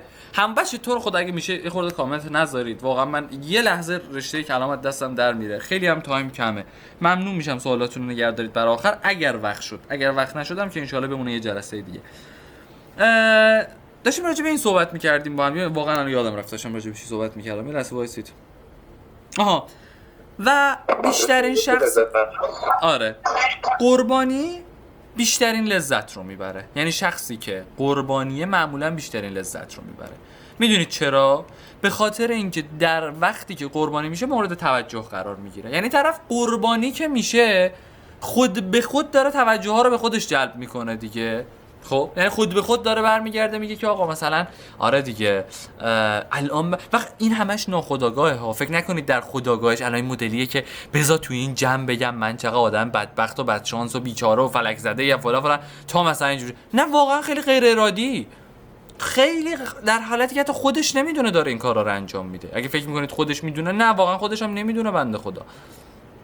خیلی غیر ارادی داره این کار رو انجام میده، خیلی غیر ارادی داره همچین حرکتی رو میذاره جلو. و آدمای قربانی متخصص نشخوار عقایدن و افکارات و البته خاطرات. کلا میتونیم بس در نتیجه بگیم احساسات. آدمای قربانی متخصص نشخوار احساساتن. هی میگن، یعنی هی اون اتفاقی که افتاده رو میگن. آره منم یه روز بالاخره اینجوری میشم، منم مثلا یه روز مثلا مادره اینجوری میگه منم یه روز میمیرم فلان. همچین داستانی واقعا وجود داره. یا مثلا اون پارتنری که برمیگرده هی یک سری چیزها رو تو سری میکنه میزنه تو سر پارتنرش. خب این هی داره نشخوار میکنه اینو. یا ابوالفضل کشتار چی؟ جان کشتار چی؟ نشخوار. خیلی معذرت میخوام، همار یا همون الاغ، خیلی ببخشید معذرت میخوام ازتون. غذا که میخوره غذا رو یک بار دیگه بالا میاره از تو معده تو دهنش و دوباره میجوه میفرسته پایین، ما به میگیم نشخوار. خب نشخوار یک کاریه که همار انجام میده یا همون الاغ، و بیشتر حیوانات نشخوار کننده هستن و کسی که نشخوار عقاید میکنه رو ما اینجوری میگیم که مثل اون غذا میکشه بیرون دوباره بهش میپردازه و دوباره میفرسته پایین. خیلی معذرت میخوام، اون حیوان به مراتب فهمش از این بیشتره، چون اون حیوان یه بار این نشخوار رو انجام میده روی یک موضوع، ولی این 1000 بار اون نشخوار رو انجام میده. این فکت وحشتناکی بود واقعا. ما گفتیم انسان‌ها 2 جا نقاب میزنن، یکیش تو جلسه قبلی گفتیم، یکیش تو رابطه است، یکیش تو بیزینسشونه. عذر میخوام نقابشون کنار میره، معذرت میخوام، همه نقاباشون کنار میره. انسان‌ها 2 جا همه نقاباشون کنار میره، تو بیزینس و توی رابطه احساسی همه نقاباشون کنار میره و یک شخصیتی به خودش ارائه میشه که خودش هم انتظارشو نداشته. خب و گفتیم بی نهایت نقاب داریم به قول آرمین، یعنی یک جوون 14-15 ساله در حال حاضر به صورت خیلی معمول و عادی 90 تا نقاب داره در طول روزمره، 90 تا نقاب. خب حالا شما همینو تو روابطت ببین، یعنی شما همین رو توی روابطت میتونی ببینی. دختره مدام داره چی کار میکنه، اینو تو کتاب هنر رندانه به تخم گرفتن مارک منسون راجع بهش صحبت کردیم. گفتیم مدام دختره داره تو نقش قربانی میره و از نقش قربانی بودن خودش لذت میبره. مثلا کارایی که برای خودشه رو میده پسره انجام بده و پسره همچون تو نقش ناجیه اونم داره لذت میبره و تبریک میگم یه رابطه کاملا افتضاح ساخته شد. و میدونی تهش پسره چی میگه؟ میگه من براش همه کار کردم و رفت. تو اشتباه کردی، همه کار کردی. کی به تو اصلا مگه عشق همچین معنی میده؟ حالا یه لحظه بریم کلیشه های اینستاگرام رو نگاه کنیم. یه آهنگ دپ گذاشته ولی میدونی عشق یعنی این که به خاطرش همه کار بکنی. منبع قسم حضرت عباس به جون مادرم. تو منبع چیه بابت این شروری که الان گفتی؟ و رفت تو مخ یکی دیگه. ولی میدونی عشق یعنی همون لحظه‌ای که هرچی میگی نه نمیگه. پدر سگ خدا هم یه سری وقتا نمیگه. خدا هم برمیگرده میگه آقا من اینی که تو گفتی قفله عزیزم، من نمیتونم برات انجام بدم. و تو چی جوری انتظار داری هر چی بگه آره؟ پس خواهش میکنم لطفاً اگر میخواید وارد یک رابطه‌ای بشید یا حداقل خیلی بزرگترش میخواید ازدواج بکنید، آخ دندونم سایید رسما. یا اگر میخواید ازدواج بکنید خواهش میکنم ازتون مبنای فکریتون نشه چرت و پرتای اینستاگرام. یعنی چرت و پرتای اینستاگرام که آره ولی میدونی عشق یعنی این که مثلا غلط که به قبر عمت خندیدی پاشو برو. یعنی چی این حرفی که اصلا تو داری میزنی؟ عشق اتفاقا اونجایی درست میشه که هر کس وظیفه خودش انجام بده. قرار باشه کسی وظیفه یکی دیگر انجام بده به جور کشیدن میشه. اون دیگه اسمش رابطه نیست. و اینو شما تو بحث کاری هم میتونی ببینی ها. طرف شریک داره تو کار، شریک داره، بعد هی داره کارهایی که وظیفه شریکش رو انجام میده. یه دست بهش میگم میتونی ببخشید وایسا، چرا این کاری که مربوط به شریکه رو تو داری انجام میدی؟ آخه بنده خدا گناه داره. من میگم به خاطر اینکه بیزینسمون درست جلو بره من فداکاری بکنم. فداکاری نیست، داری اتفاقا خرابکاری میکنی. یعنی این فداکاری که نیست، هیچ خرابکاریه. وظیفه‌ای که مربوط به اونه برای اونه تو حق نداری دخالت بکنی. وظیفه‌ای که برای توه تو باید انجام بدی اون حق نداره دخالت بکنه. تو رابطه احساسی هم این صدق میکنه. حالا یه جا دیگه اینو میتونید ببینید تو رابطه پدر مادرها نسبت به فرزند. سرویس دادنهای بیش از اندازه، انجام دادن وظایفی که برای فرزند برای مادره نیست. میگه مادرها 2 بار مشق مینویسن، یه بار تو مدرسه خودشون، یه بار وقتی بچهای خودشون رو میفرستن مدرسه. می‌بینیم مادره همچین حالت قشنگ بچگی نشسته چادر رو بسته پشت کمرش و داره تموم تلاشش رو میکنه که بدخط بنویسه که معلمشون باورش بشه اینو بچه نوشته. یعنی تموم تلاشش رو داره میکنه که بدخط بنویسه. خب و مثلا طرف برمیگرده چی میگه؟ میگه من برای شریکم همه کار کردم، تهش شریکم به من خیانت کرد. اشتباه کردی. نباید همه کار میکردی. باید وظایف خودت رو انجام میدادی. حالا خیلی از این برای بوم میافتن، پس من دیگه برای شریکم هیچ کاری نمیکنم، پس من دیگه برای پارتنرم هیچ کاری نمیکنم. نه دیگه، از اون ور بوم هم نیفت دیگه. گفتیم وظایف خودت رو انجام بده. اگر اومدی و وظیفه‌ای برای اون هم انجام دادی، اسمش میشه چی؟ میشه لطف کردی. ولی سعی کن وظیفت نشه. سعی کن یک بار این لطف انجام بدی. دیگه وظیفت نشه این موضوع. چون بیشتر از 1-2 بار انجام بدی وظیفت میشه. اونم دیگه مثلا در حد یک کمک معمولی. آخه اینجوری ناراحت میشه ازم. پارتنرت ناامنه، بذار ناراحت بشه. بذار ناراحت بشه. ناامنه، این فردا با تو بیاد زیر سقفم، همین ناامنیاش سر جاش. هیچی هم برات درست نمیکنه. همه چی هم بدتر خراب میشه. خب همه چی هم بدتر خراب میشه.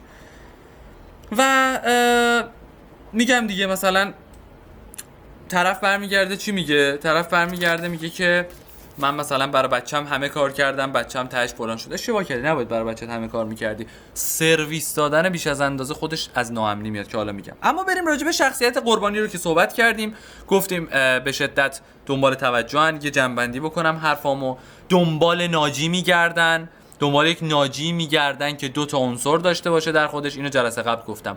یک دهنده باشه، پول بده، عشق بده، توجه بده، فلان بده، فلان بده، و نامیرا باشه. یعنی کسایی که قربانیان این 2 تا شخصیت رو از ناجی خودشون میخوان. خیلی ببخشید مثل زالوان، جدی مثل زالو عمل میکنه. زالو هم وقتی میچسبه دیگه ول نمیکنه.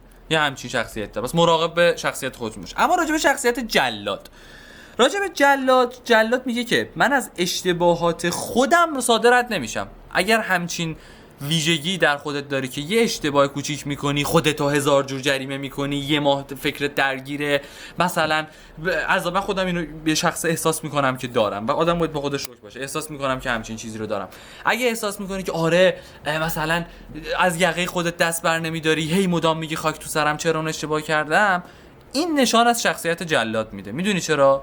چون میگه ببین من خودم اشتباه بکنم به خودم رحم نمیکنم، ولی تو هم اشتباه بکنی دهنتو سرویس میکنم. اینا مثلا از اونایی که مثلا هی باید بگی آقا من معذرت میخوام، نمیبخشه، آقا ببخشید، نمیبخشه، خیلی معذرت میخوام، ببخشید، گوه خوردم، ولم کن، ول نمیکنه. خب و کسایی که دارید میگید متاسفانه منم، شما فقط جلاد نیستید، شما یه جا دیگه قربانی هم بودید، یه جا دیگه ناجی هم بودید. یعنی ببین این شخصیت هی میگه آقا من معذرت میخوام، آقا ببخش، و خودش هم رو هم نمیبخشه. یعنی خودش هم یه اشتباه بکنه خودش هم نمیبخشه، خودش هم هی به خودش سرکوف میزنه، من غلط کردم، من خودم اصلا جریمه میکنم که دیگه این کارو نکنم. کلا اینا سخت میبخشن. و شخصیت جلاد خیلی بهت حس گناه میده. نمونهش هم گفتم بهت. مثلا نشستید یه رستورانی، بعد تو اون رستورانی که مثلا نشستی همه چی داره درست پیش میره، یه غذای خوب میخوای سفارش بدی و یهو مثلا پدره یک طوری، حتی اگه نگه یک طوری رفتار میکنه و این به خاطر ناامنیاشه. مثلا بچه تو رو خدا فکر نکنید فردا نرید مثلا به مامانت بگی که مامان من مچتو گرفتم، تو جلادی، بیا بیرون از نقشت، بیا مثلا فوش میخوری یا مراقب باش، بذار به من فوش بده فدا سرت، ولی به تو فوش میده مثلا دیگه نمیذاره بیاید پایین وبینارا بشینی. آره من فهمیدم تو آدم ناامنی هستی. ما جلسه اولم گفتیم هوش هیجانی یعنی اینکه خودت تغییر بدی، قرار نیست کسی دیگه رو تغییر بدی. تو اصلا قرار نیست آدما رو تغییر بدی، تو اینا رو یاد میگیری که خودت رو تغییر بدی، قرار نیست هیچ آدمی رو تغییر بدی. تمام شد رفت. و مثلا یهو پدره تو رستوران نشستی، ببین میگم به خاطر ناامنیاشه، یعنی واقعا این کار عمدی نیست، یک طوری رفتار میکنه که من مجبور شدم آوردم شما رو رستوران. ببینید چه اتفاقی میفته. اون بچه تا آخر عمر فکر میکنه اگر غذای خوب میخورن این مقصره و پدره به خاطر اینه که داره تو فشار میفته. و اینا همش گفتیم راجع به ایدئالگراییه ها، یعنی ایدئالگرایی اینا رو داره میاره. اول جلسه هممون فکر کردیم که ایدئالگرایی فقط یعنی این که میخوایم یه سری کارا رو انجام بدیم نمیتونیم. مثلث کارپمن بزرگترین ویژگی ایدئالگراییه. اصلا کسایی که خیلی ایدئالگران خیلی زود تو مثلث کارپمن گیر میافتن، تو تمام ضلعاش خیلی زود گیر میافتن. خب و برگردیم بریم سراغ منجی. منجی در اصل خودش یک قربانیه. بنویسید اینو. منجی یا همون ناجی خودش در اصل یک قربانیه که نمیتونه به درخواست‌های دیگران نه بگه، نمیتونه به شخصیت جلاد از اشتباهات خودش نمیگذره، از اشتباهات تو هم نمیگذره و مدام احساس گناه میده بهت. اما ناجی در از خودش یک قربانیه، یک قربانیه که اما اینو بی زحمت آب ولرم اگر باشه مرسی. نه تنها خودش یک قربانیه بلکه یک قربانیه که نمیتونه به درخواست‌های دیگران نبگه. این آدما رو فکر کنم تو زندگیتون زیاد دیدیم. مثلا میگی بابا چرا فلان کارو براش کردی؟ آخه اگر این کارو نمیکردم از دستم ناراحت میشد. به درک بذار ناراحت بشه. یا مثلا مدامی احساسو داره که باید به بقیه سرویس بده آدم ناجی. یعنی یک سری جا ناجی بودنش به خاطر این نیستش که خیلی آدم حالا خوبیه، بیشتر به خاطر اینه که آدم ضعیفیه. بچه مراقب میکروفوناتون باشید لطفا. بیشتر به خاطر اینه که آدم ضعیفیه، یعنی همه جا آدم درستی نیستش. نمونه بارزش مثلا کسی که فکر میکنه اگه به پارتنرش مدام سرویس نده مثلا پارتنرش ازش ناراحت میشه. خب بذار بشه. تو الان داری نقش ناجی بودن چی رو بازی میکنی؟ وظیفت این کار انجام بدی؟ نه. پس واسه چی داری انجام میدی؟ توضیح بده بهش، بگو این کار اصلا وظیفه من نیستش که بخوام انجام بدم. دختره هی بیشتر ضعیف بودن خودش رو نشون میده تا پسر بیشتر. حالا وقتی میگم دختر مثال های سری وقتا پسره این کارو انجام میده، سری وقتا پسره اینقدر خودش رو ضعیف نشون میده که دختره بیشتر قربونت عزیزم فدات بشم بگه. یعنی یه سری وقتا ناجی بودنه براش توجهه، نه پول، نه انجام دادن کار. هی خودش رو پسر ضعیفتر نشون میده که دختره هی بیشتر قربون صدقش بره. و خب این خودش مثلا یه نوعی از اینه. و خب متاسفانه ناجی ها زیاد باج میدن، خیلی باج میدن. چیزایی که تو زندگی به دست آوردن اصلا با اون میزان تلاشی که انجام دادن سنخیت نداره.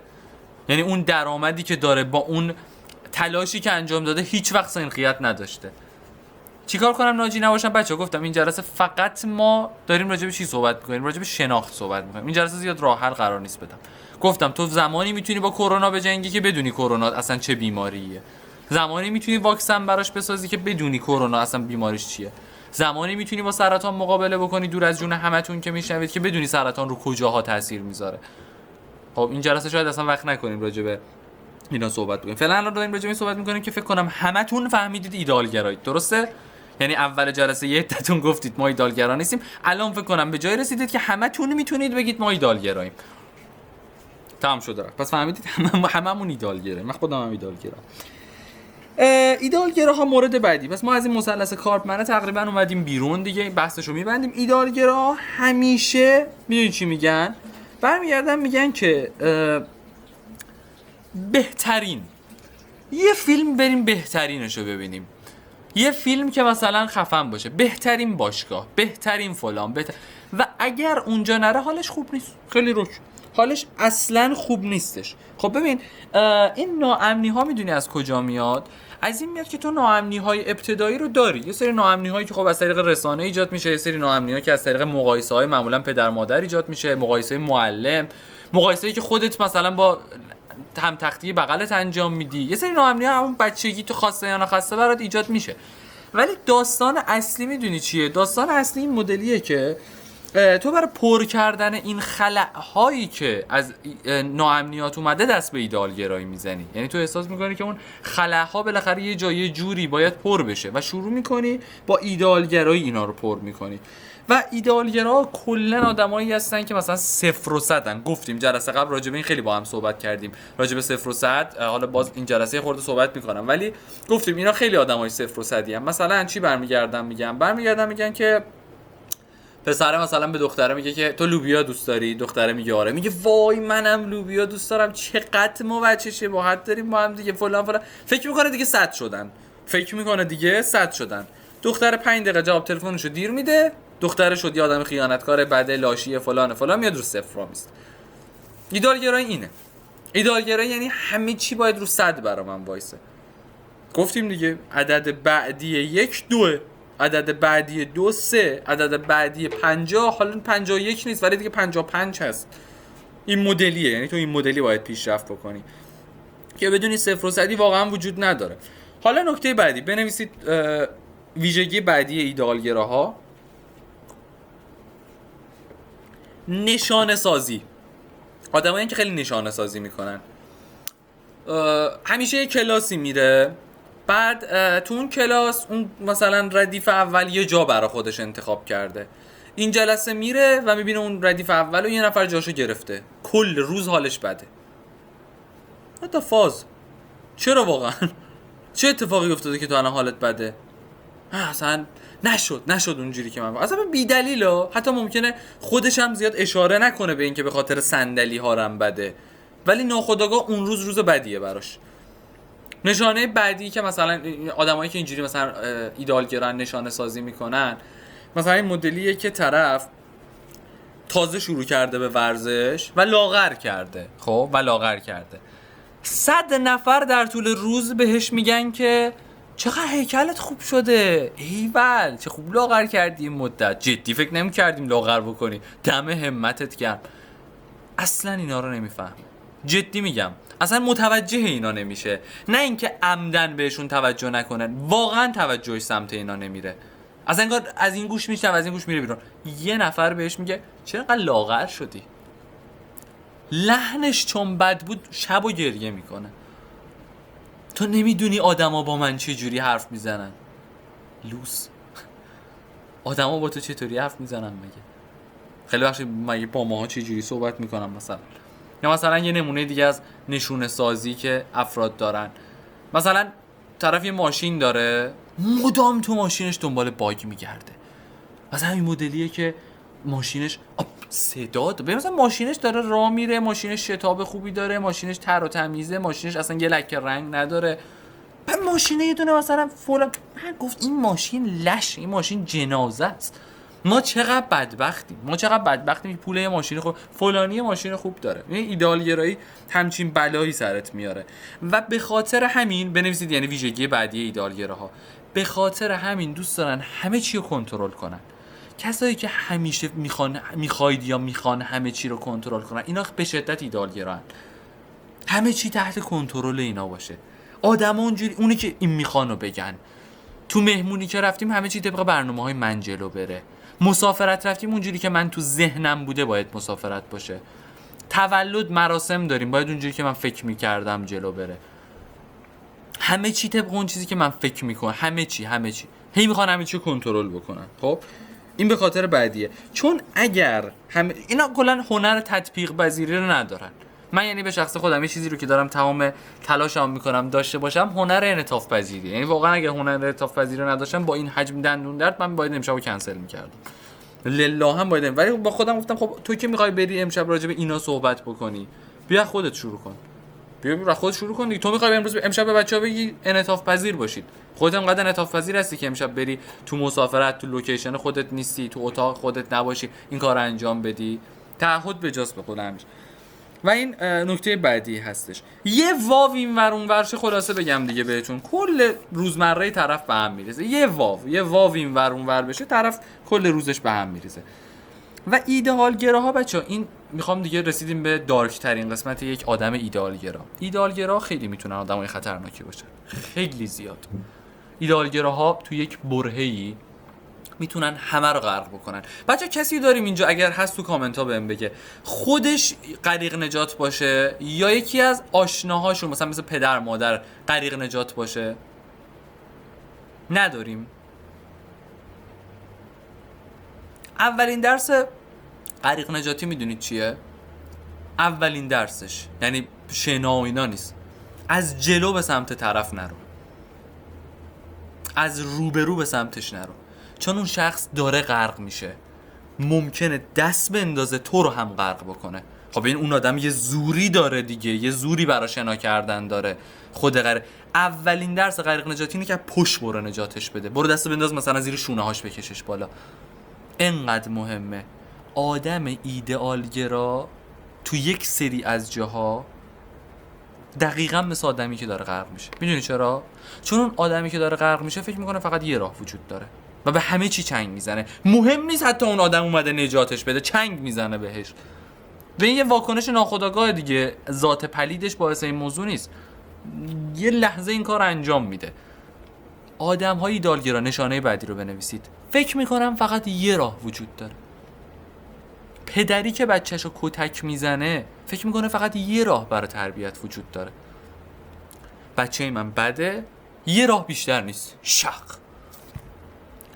مادری که بچه‌ش رو مقایسه میکنه فکر میکنه فقط یه راه وجود داره، انقدر پسر خالش رو بکوبم تو سرش تا این بالاخره آدم شه، تا این بالاخره چون فکر میکنه فقط همین راه وجود داره.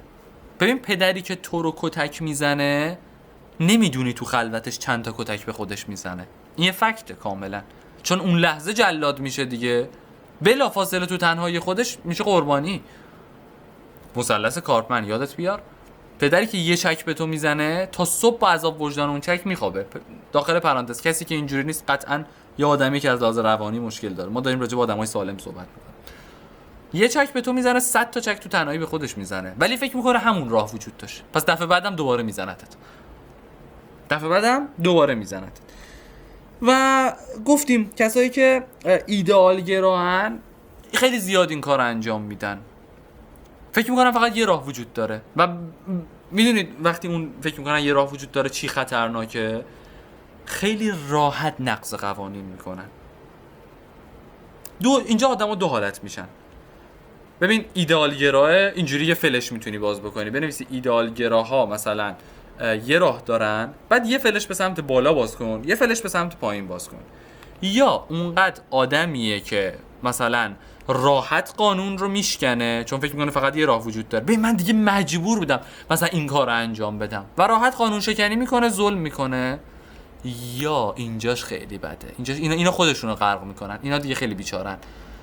یا فکر میکنه که یه راه وجود داره و جرأت این رو نداره نقض قوانین بکنه، یعنی جرأت اینا اصلا جرأتش کنه، دلشو نداره نقض قوانین بکنه، دوست نداره نقض قوانین بکنه، پس شروع میکنه به کشتن خودش. دو حالتش هم بده، چون کسی که فکر میکنه فقط یه راه وجود داره نقض قوانین میکنه، حق من و تو رو میخوره، چون آدمی که فکر میکنه فقط یه راه وجود داره و نمیتونه نقض قوانین میکنه خودشو میکشه، پدر حساب بچه خودشو در میاره. گرفتی چه جوری شد؟ دو حالتش هم خطرناکه، دو حالتش هم طرفدار خودش رو غرق میکنه. و حالا تو حالت اول طرف یه سری افراد دیگر هم داره، مثلا اون ناجیه هم داره به خودش غرق میکنه. اینه داستان. و فهمیدید داستان چه جوری شدش دیگه. اما مورد بعدی، ایدئالگراها به شدت تقدس سازی میکنن. به شدت آدمایی هستن که تقدس سازی میکنن. مثال بزنم براتون، یه سری افراد فکر میکنن که این نماینده شهر نعوذ بالله خداست. حاجی این فلانه، این اگر به این جایگاه برسه، اگر فلان بشه نون هممون تو روغن. تقدس سازی بی خودی داره اون آدم رو مقدس میکنه. تقدس سازی یعنی چی؟ یعنی مقدس کردن یک شخص. جلسه قبل چی گفتیم؟ گفتیم سقراط میگه انسان هر اون چیزی رو که نشناسه مقدسش میکنه. قدیما انسان‌ها دریا رو میپرستیدن چون نمیتونستن درک بکنن دریا چیه. یا از طرف بت میسازه. درست. دختر 14 ساله محمد رضا گلزار ازدواج کرده رفته زیر سرم. بچه است، واقعا نمیفهمه، جدی نمیفهمه. کیم کارداشیان سوسانو ازدواج کرده بود، 4-5 تا جوان ایرانی وایتکس خورده بودن. طرف ببین مقدس کرده یه چی رو برای خودش، یک شخصی رو برای خودش مقدس کرده. تتلو قبول، آقا اینجا میخوام تو کامنت ها بگید قبول دارید که هممون حداقل با یکی از آهنگاش حال کردیم دیگه؟ یعنی خدایی من که خودم خیلی با آهنگاش حال میکنم، دوست دارم واقعا. یعنی دیگه هر کی باشه یه بار با آهنگای این حال کرده، یه بار حال کرده. حالا نمیگم همه آهنگاش، ولی تقدس سازی میدونی یعنی چی؟ تقدس سازی یعنی این که تو بگی چون من آهنگای تتلو رو گوش میدم و باش حال کردم، تموم طرز تفکر تتلو رو هم باید رو خودم پیاده بکنم. آقا گوش بده آهنگاشو، لذت ببر دیگه، چرا میخوای مثل اون بشی؟ تو مگه خودت هویت نداری برای خودت؟ تو مگه خودت مثلا اینجوری که تتلو مثلا چرا اینجوری میکنی؟ مگه ندیدی تتلو هم این کارو میکنه؟ خاک بر سرت، اون اصلا یه آدم دیگه است، اون تو داری واسه خودت این کار انجام میدی. یه چیز میخوام بهتون بگم خیلی مهمه، بیشتر افرادی که مورد تقدس سازی قرار میگیرن، یعنی ببین اون یه نفری هستش که داره یه نفر دیگر رو مقدس میکنه، اینا جفتشون هم تو این بازی میبازن. همون شخصی که مقدس میشود، همون شخصی که مقدس میکند. حالا چرا؟ بیا دلیلشو بهت بگم. به نظر من علیرضا صالحی، یعنی اگر نظر علیرضا صالحی رو بخوان، یک دسته افراد تتلو رو به چخ دادن. یعنی اگر دیدید تتلو اومد به این حال و روز افتاد، به نظر من تقصیر یه دسته از افراده. اگه گفتید کی؟ هواداراش. قطعاً تتلیتیا. دلیل دارم براش. این اولین بار اومد مثلا یه فوش داد، گفت شما چقدر احمقید. بعد یه سری تتلیا گفتن سلطان راست میگه، سلطان فلان میگه، مثلا آره باید این کارو بکنن، رو درست میگه. بعد ببین مورد تقدس واقع شد. بعد خود تتلو چی گفت؟ این مدلی بود که خب این بار فوش مادر داده بایشون، گفت مثلا شما تتلیتیا فلان ننتون. بعد باز یه سری تتلیتی اومدن گفتن دمت گرم. آیا به نظر تو این آدم تو نقش این نمیره که پس من میتونم خیلی بیشتر از اینا باشم؟ حالا این مثال واسه ارزشی ها در نظر بگیرید. طرف یهو از یک چهره‌ای تو مملکت اون مثلا اشتباه میکنه، میگه نه اشتباهش هم به جا بود. برمیگرده میگه بابا خود طرف اون لحظه‌ای که حالا شروع به کار کرده توی مثلا شاید رأس مملکت، خودشم دیگه الان باورش شده که یه چیزی. ببین تتلو وقتی برمیگرده میگه من خود خدام یا میگه من فرستاده خدام، از سر چرت و پرت نمیگه، واقعا به این نتیجه رسوندنش تتلیتیا. یعنی تتلی مثلا این مدلیه که یه نفر نشسته اینجا وسط اتاق، پا میشه شلوارشو درست میکنه، همه میگن میگه چی شد؟ به چه خوب شلوارتو درست کردی مثلا. یا مثلا این مدلیه که میگه همه دست میزنن، میگه چی شد؟ به چه خوب صداتو صاف کردی. ببین بعد گذشته یه ماه جدی خودش باورش میشه یه چیزیه دیگه بالاخره تحت هر حالت. یعنی خودش هم بعد یه ماه یه سری ادعاها داره، فکر میکنه دیگه واقعا یه گوهی هست. ببخشید حالا تو ببین مثلا با یک نماینده یک شهرستان، نماینده یک استان، یا مثلا چه میدونم یک شخصی مثل رئیس جمهور در نظر بگیر، یا خیلی حتی حالا آره مثلا هر اتفاقی افتاد گفتن که به باریک آره درست میگه. طرف خودش داره میگه من اشتباه کردم. نه تو اشتباه، تو درست میگی. خشتک پاره میکنه که مثلا هم تو در حق اون آدم ظلم کردی، اونو به جایی رسوندی که لایقش نبوده و داری به پرتگاه میرسونیش مثل تتلو، هم در حق خودت ظلم کردی به خاطر اینکه با انجام دادن این کارها و با انجام دادن این حرکات حق خودتو ضایع کردی. حالا فهمیدی داستان چه جوریه؟ فهمیدی چه جوری داره میره؟ ایدئالگرایی ایناست. ایدئالگرایی فقط اون نیستش که اونجا دیدی، ایدئالگرایی همه رو غرق میکنه. ایدئالگرایی یه چیزیه که لامصب همه رو مصادره میکنه. و راجع به ایدئالگرایی دیگه آخرای صحبتمونه، سعی میکنم که دیگه تو 10-15 دقیقه پایانی صحبتامون باشیم و جمعش بکنیم صحبتامون. یه نگاه بندازم به سر رسیدن ببینم اگر چیزی مونده بهتون بگم. آره به مثلا آدم ایدالگرا گفتیم فقط حس میکنه که یک راه وجود داره. گفتیم دیگه راجبش صحبت. آدم ایدالگرا فقط احساس میکنه یک راه وجود داره، پس جلو اون دختره، چون فکر میکنه که این دختره تنها دختریه که این میتونه باهاش موفق بشه، 1000 تا نقاب میزنه که از دستش نده. 1000 تا نقاب میزنه که این دختره رو از دست نده. چرا؟ چون احساس میکنه یه راه بیشتر نیست، اونم این دختر است. هر باجی رو میده دیگه. خلاصه هر باجی. اینا کلا آدمای ایدالگرا بچه اینجوری بهتون بگم تو زندگی واقعا به سری چیزا میرسن، ولی چیزی که بهش رسیدن با میزان تلاشی که داشتن مغایرت داره. اینا انقدر تلاش کردن، باید انقدر دستاورد داشته باشن، ولی تلاششون اینجاست، همیشه چیزی که میخوان اینجاست. آره هیچ وقت با هم نمیسازه این دوتا. پدر صاحب بچه رو در آوردن. اینجوری بگم بهتون، پدر صاحب بچه رو در آوردن. اما میخوایم یه چیزی رو، یک مفهومی رو باش آشنا بشیم به نام ساختن. بچه توی کامنت ها برام بنویسید متضاد ساختن چیه. یعنی ما میگیم ما یه چیزی رو میسازیم، یا اگر نمیسازیم داریم چیکار میکنیم؟ خراب کردن.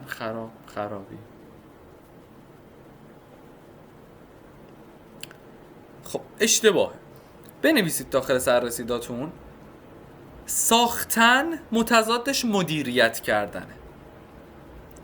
متضاد ساختن مدیریت کردنه. یعنی چی؟ مدیریت نه خراب کردن، نه چی. متضاد ساختن مدیریت. بچه مثال بزنم برات. رابطت با پدر مادرت رو داری میسازی یا داری مدیریت میکنی؟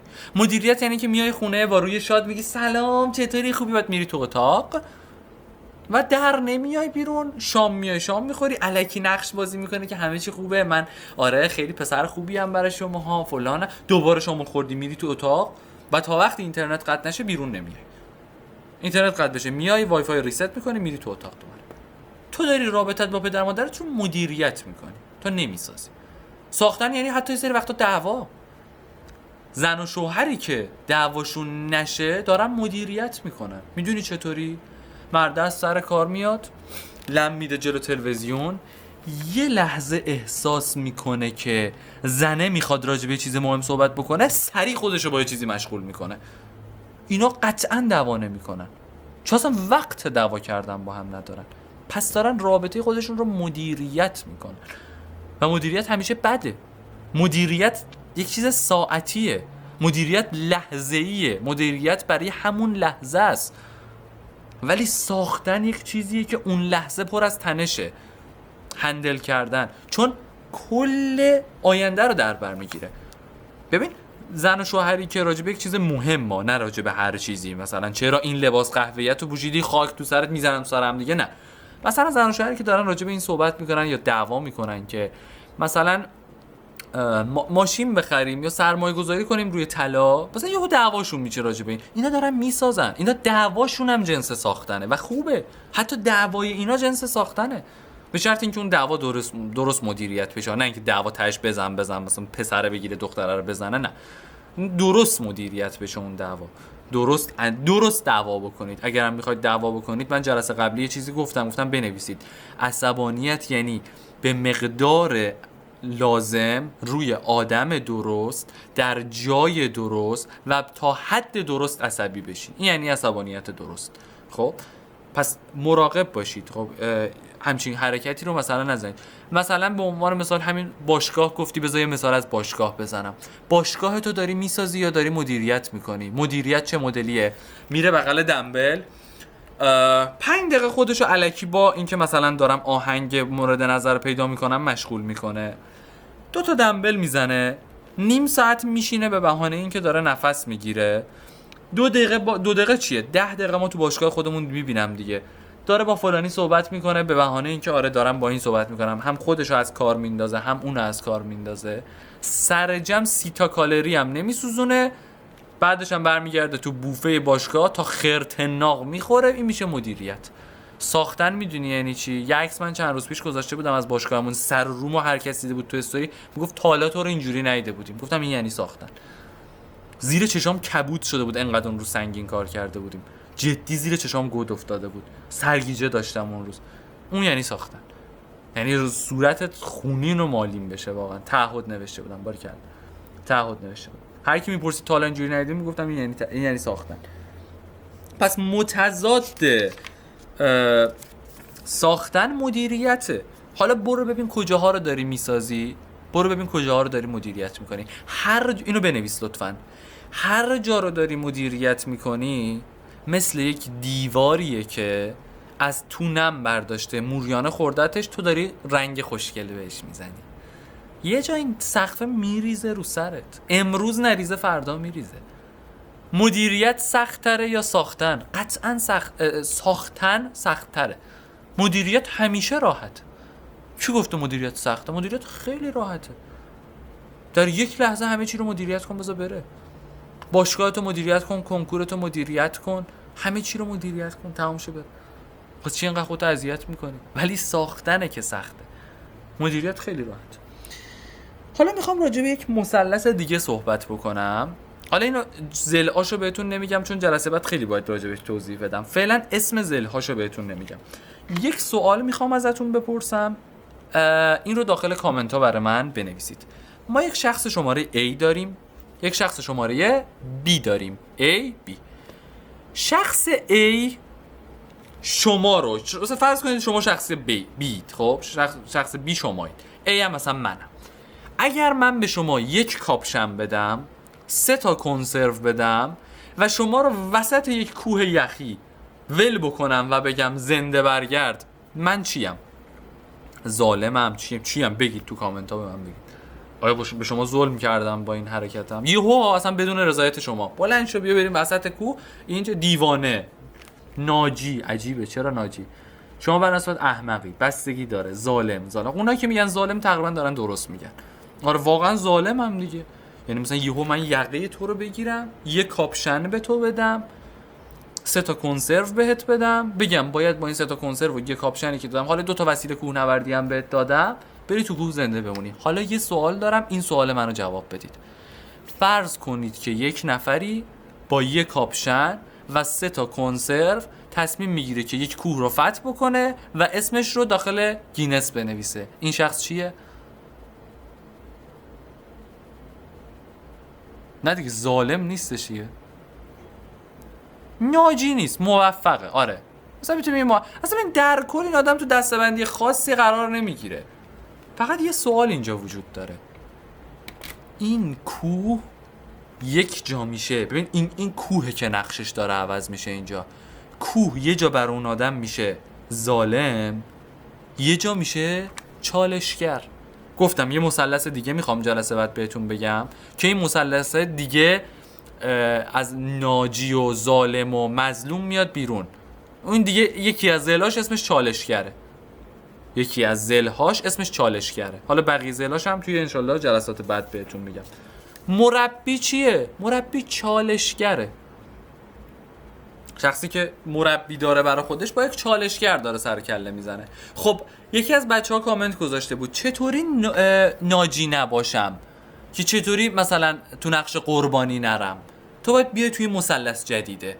حالا مثلث جدید چیه؟ جلسه بعد کامل بهت میگم، چون این جلسه فقط داشتیم راجع به این صحبت میکردیم که تو بیماریت چیه یا بیماری مون چیه. اما بدون اولین ضلعشو بذار بهت بگم. اولین ضلعش اسمش چالشگریه. یعنی دیگه ما ظالم نداریم، چالشگر داریم.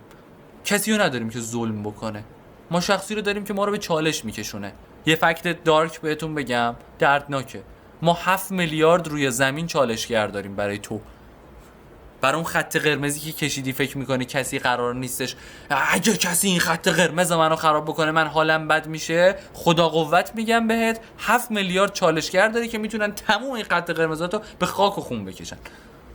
و به یه ور کسی هم نیست تو این خط قرمزات چیه. انقدر راحت خرابش میکنن، انقدر راحت تر میزنن توش. گرفتی چی شد؟ حالا دوباره میخوام چند تا مثال دیگه براتون بزنم. شخص کوهنورد کوه رو اگر به عنوان ظالم ببینه میتونه کوه رو فتح بکنه؟ کوه چالشگره براش. شخصی که داره 12 سال درس میخونه، آره قبول دارم یه سری جا معلم رو به عنوان ظالم دیدیم، ولی در واقع مدرسه و معلم نقششون چالشگریه، دارن چالش به چالش میکشونن ما رو و تو به ازای چالش های بزرگی که رد میکنی پیشرفت میکنی. یحیی علوی خیلی حرف خوبی میزنه، میگه من 5 ساله که صبح ساعت 5:30 6 بیدار میشم، سعی میکنم که مثلا زود بیدار شم و قسم میخوره که توی تک تک این 5 سال زجر کشیدم. یعنی صبحی رو نبوده که از خواب بیدار شم حالم خوب باشه، سنجی باشم که اوه چه روز خوبی، من 5 صبح بیدار شدم مثلا فلان چقدر همه چی. میگه تک تک روزاش سخت بوده، داره به چالش میکشتش اون روز. یعنی اون دوباره اون آلارم جدیدی که داره هر روز میشنوه یک چالشگریه برای این آدم. و حالا اینم از سرتون بندازید بیرون دیگه. مثلا طرف برمیگرده میگه که من روزانه 6 تا کتاب میخونم. یحیی علوی میگه من در ماه 6 تا کتاب میخونم. خودش میگه در ماه 6 تا کتاب میخونم، هنوز کتاب خوندم برام سخت. قسم میخوره میگه هنوز که هنوزه میخوام برم کتاب رو باز کنم حس تنبلی میگیرتم. ببین طرف در ماه 6 تا کتاب میخونه، میگه هنوز کتاب خوندم برام سخت. اینو میدونی برای چی میگه؟ برای این میگه که تو خودتو با این کلیشه‌های اینستاگرامی مقایسه نکنی. من چرا نمیتونم 2 صفحه کتاب بخونم ولی فلانی مثلا انقدر آدم کتاب خونیه، پس من چقدر آدم بی‌ارزشیم. سریع هم سرکوب و حالا خاک بر سرت گفتنا شروع میشه دیگه. مراقب باش. پس همیشه سخته، چالشه. تو ببین هر روز اصلا تو صاحب یک بیزینس گندم باشی، هر روز سر کار رفتن برات سخت، هر روز چالش. و اگه فکر میکنی که مثلا یک روزی قراره پیش بیاد که آدم موفق اونیه که با خنده و شادی بره سر کار، نه وجود نداره، اصلا همچین چیزی وجود نداره. هر روز موفقیت سخته، هر روز چالش چیز سختیه. و یه چیزم بگم بهتون، یک مثال بزنم از آقای نلسون ماندلا و جلسه رو به خوبی و خوشی تمام بکنیم و من برم روی تخت و واقعا به دردهایی که امشب دارم بمیرم، چون خیلی تو فشارم و جدی اصلا این سری جا دارن جدی دستمو گاز میگیرم، خیلی درد دارم، دندونم خیلی درد میکنم. نلسون ماندلا 23 سال یا 21 سال زندانی بوده، 21 سال یا 3 سال دقیق نمیدونم، حتی شاید 27 سال، میدونم 20 رو یادمه ها، اون عدد دومیه رو آلزایمر دارم یادم نمیاد. یک زندانبانی داشته ایشون که این زندانبان ثابت بوده در تمام این سال. و میدونید چرا ثابت بوده؟ چون خیلی خوب وظیفه‌ش انجام میداده. وظیفه‌ش هم این بوده که از آقای نلسون ماندلا مراقبت بکنه و خیلی ببخشید تو قضای نلسون ماندلا تو هر وعده‌اش ادرار بکنه، تو هر وعده. یعنی توی خاطرات این آدم نوشته شده که این آدم 20 اندی سال تو قضای ما شاشید. همینقدر روک. و نلسون ماندلا بعد از اینکه میاد بیرون از زندان هدیه میخره برای این آدم و این رو به عنوان بادیگارد خودش استخدام میکنه و این آدم تا لحظه مرگشون بادیگارد نلسون ماندلا بود. میدونی چرا؟ نلسون ماندلا میگه خیلی خوب وظیفت انجام دادی، تو به عنوان یک آدمی که قرار بود مراقب من باشی و زندانبان من باشی خیلی وظیفه شناس بودی. ببین نمیخوام بگم تو هم برو نلسون ماندلا باشا، اینم دوباره میشه تفکر ایدئالگرایی، پس منم باید مثل نلسون ماندلا باشم، برم مثلا به اون کسی که داره به من ظلم میکنه بگم که بیا این هدیه رو برات خرید. خواهشاً ایدئالگرا نباشه، تو از الان قرار ایدئالگراییامون رو بذاریم کنار دیگه. ولی میخوام بهتون بگم که این آدم درگیر مثلث کارپمن نشد و 20 اندی سال این آدمو چالش گردید، 20 اندی سال این آدم رو چالش گردید. فکر کن هر روز با آدمی که 20 خورده سال شاشیده تو قضات بشینی صحبت بکنی، چون میدونی که این واقعا خیلی خوب وظیفه‌شو انجام میده، خیلی خوب وظیفه‌شو انجام میده. پس ببین این کارو مد نظر داشته باش که چالشگری نقطه مقابل ظالمه یا ظلمه. اگر جایی احساس میکنی کسی داره بهت ظلم میکنه، چند تا نکته رو بدون، میخوام مرور بکنم جلسه رو تمامش بکنم. خودت یه جای دیگه ظالمی. اگر احساس میکنی که همیشه مظلوم بودی و بهت ظلم شده، تو چقدر آدم، مطمئن باش یه جای دیگه تو نقش های دیگه مثلث کارپمن رفتی. قول میدم بهت اینو، قول میدم یه جا دیگه رفتی توی نقشی. خب پس میتونی نقطه مقابلش رو چی در نظر بگیری؟ چالشگری. و خب اینکه حالا چجوری با اون چالش سر و کله بزنی و تمام اینا رو انشالله در جلسه بعدی میگم خدمتتون. بچه من جلسه قبلم این کار رو انجام دادم و حالا این بارم میخوام ویدیو بگیرم از روش، بذارید ویدیو هم بگیرم. من مثلا طرف میخواد یه رضایت بگیره از یه جماعتی، قبلش کلی باهاشون طی میکنه، مثلا میگه که آره حتما تعریف بکنید از من، مثلا من بهتون کد تخفیف میدم. من دکمه ضبط ویدیو رو زدم. بچه هر چقدر با این وبینار حال کردید اینجا تو کامنت ها بی زحمت برای من بگید. فقط اگه میشه میکروفون باز نکنید، به خاطر اینکه میکروفون باز بکنید یه خورده سر صدا تو هم میره. اگه دوست دارید و راضی بودید توی کامنت. خدا رو شکر، مرسی از همتون، مرسی از همتون، خدا رو شکر. واقعا تونست رو مشکل ایدئالگراییتون حداقل شناخت پیدا بکنید؟ یعنی میدونم که راجع به راه حلش صحبت نکردیم، آیا تونستید که شناخت پیدا بکنید راجع به ایدئالگراییتون؟ خدا رو شکر، خدا رو شکر، الحمدلله، خدا رو شکر. اینجا هم بچه‌ها دارن ریاکشن میفرستن، مرسی از همشون. آقا دم همتون گرم، واقعا مرسی، تمومی نداره. مرسی از همتون، ممنون که بودید. بچه‌ها من خیلی دلم می‌خواست وایسم سوالاتتون رو جواب بدم، ولی حال عمومی اصلا خوب نیست. من امروز که کلا با بدن درد بیدار شدم و به زور قرص سر پا بودم، بعدش هم که کل دنیا دست به دست هم داد که این وبینار کنسل بشه. خوشحالم که کنسل نشد. پنجشنبه هفته آینده میبینمتون هر جا که بودم، فرق نداره. تهش اینه که ساعتش رو جابجا میکنیم، تهش اینه که مثلا ساعتش هر جور باشه این جمع دوباره جمع میشیم. اگر میخوای که یاد بگیری چه مدلی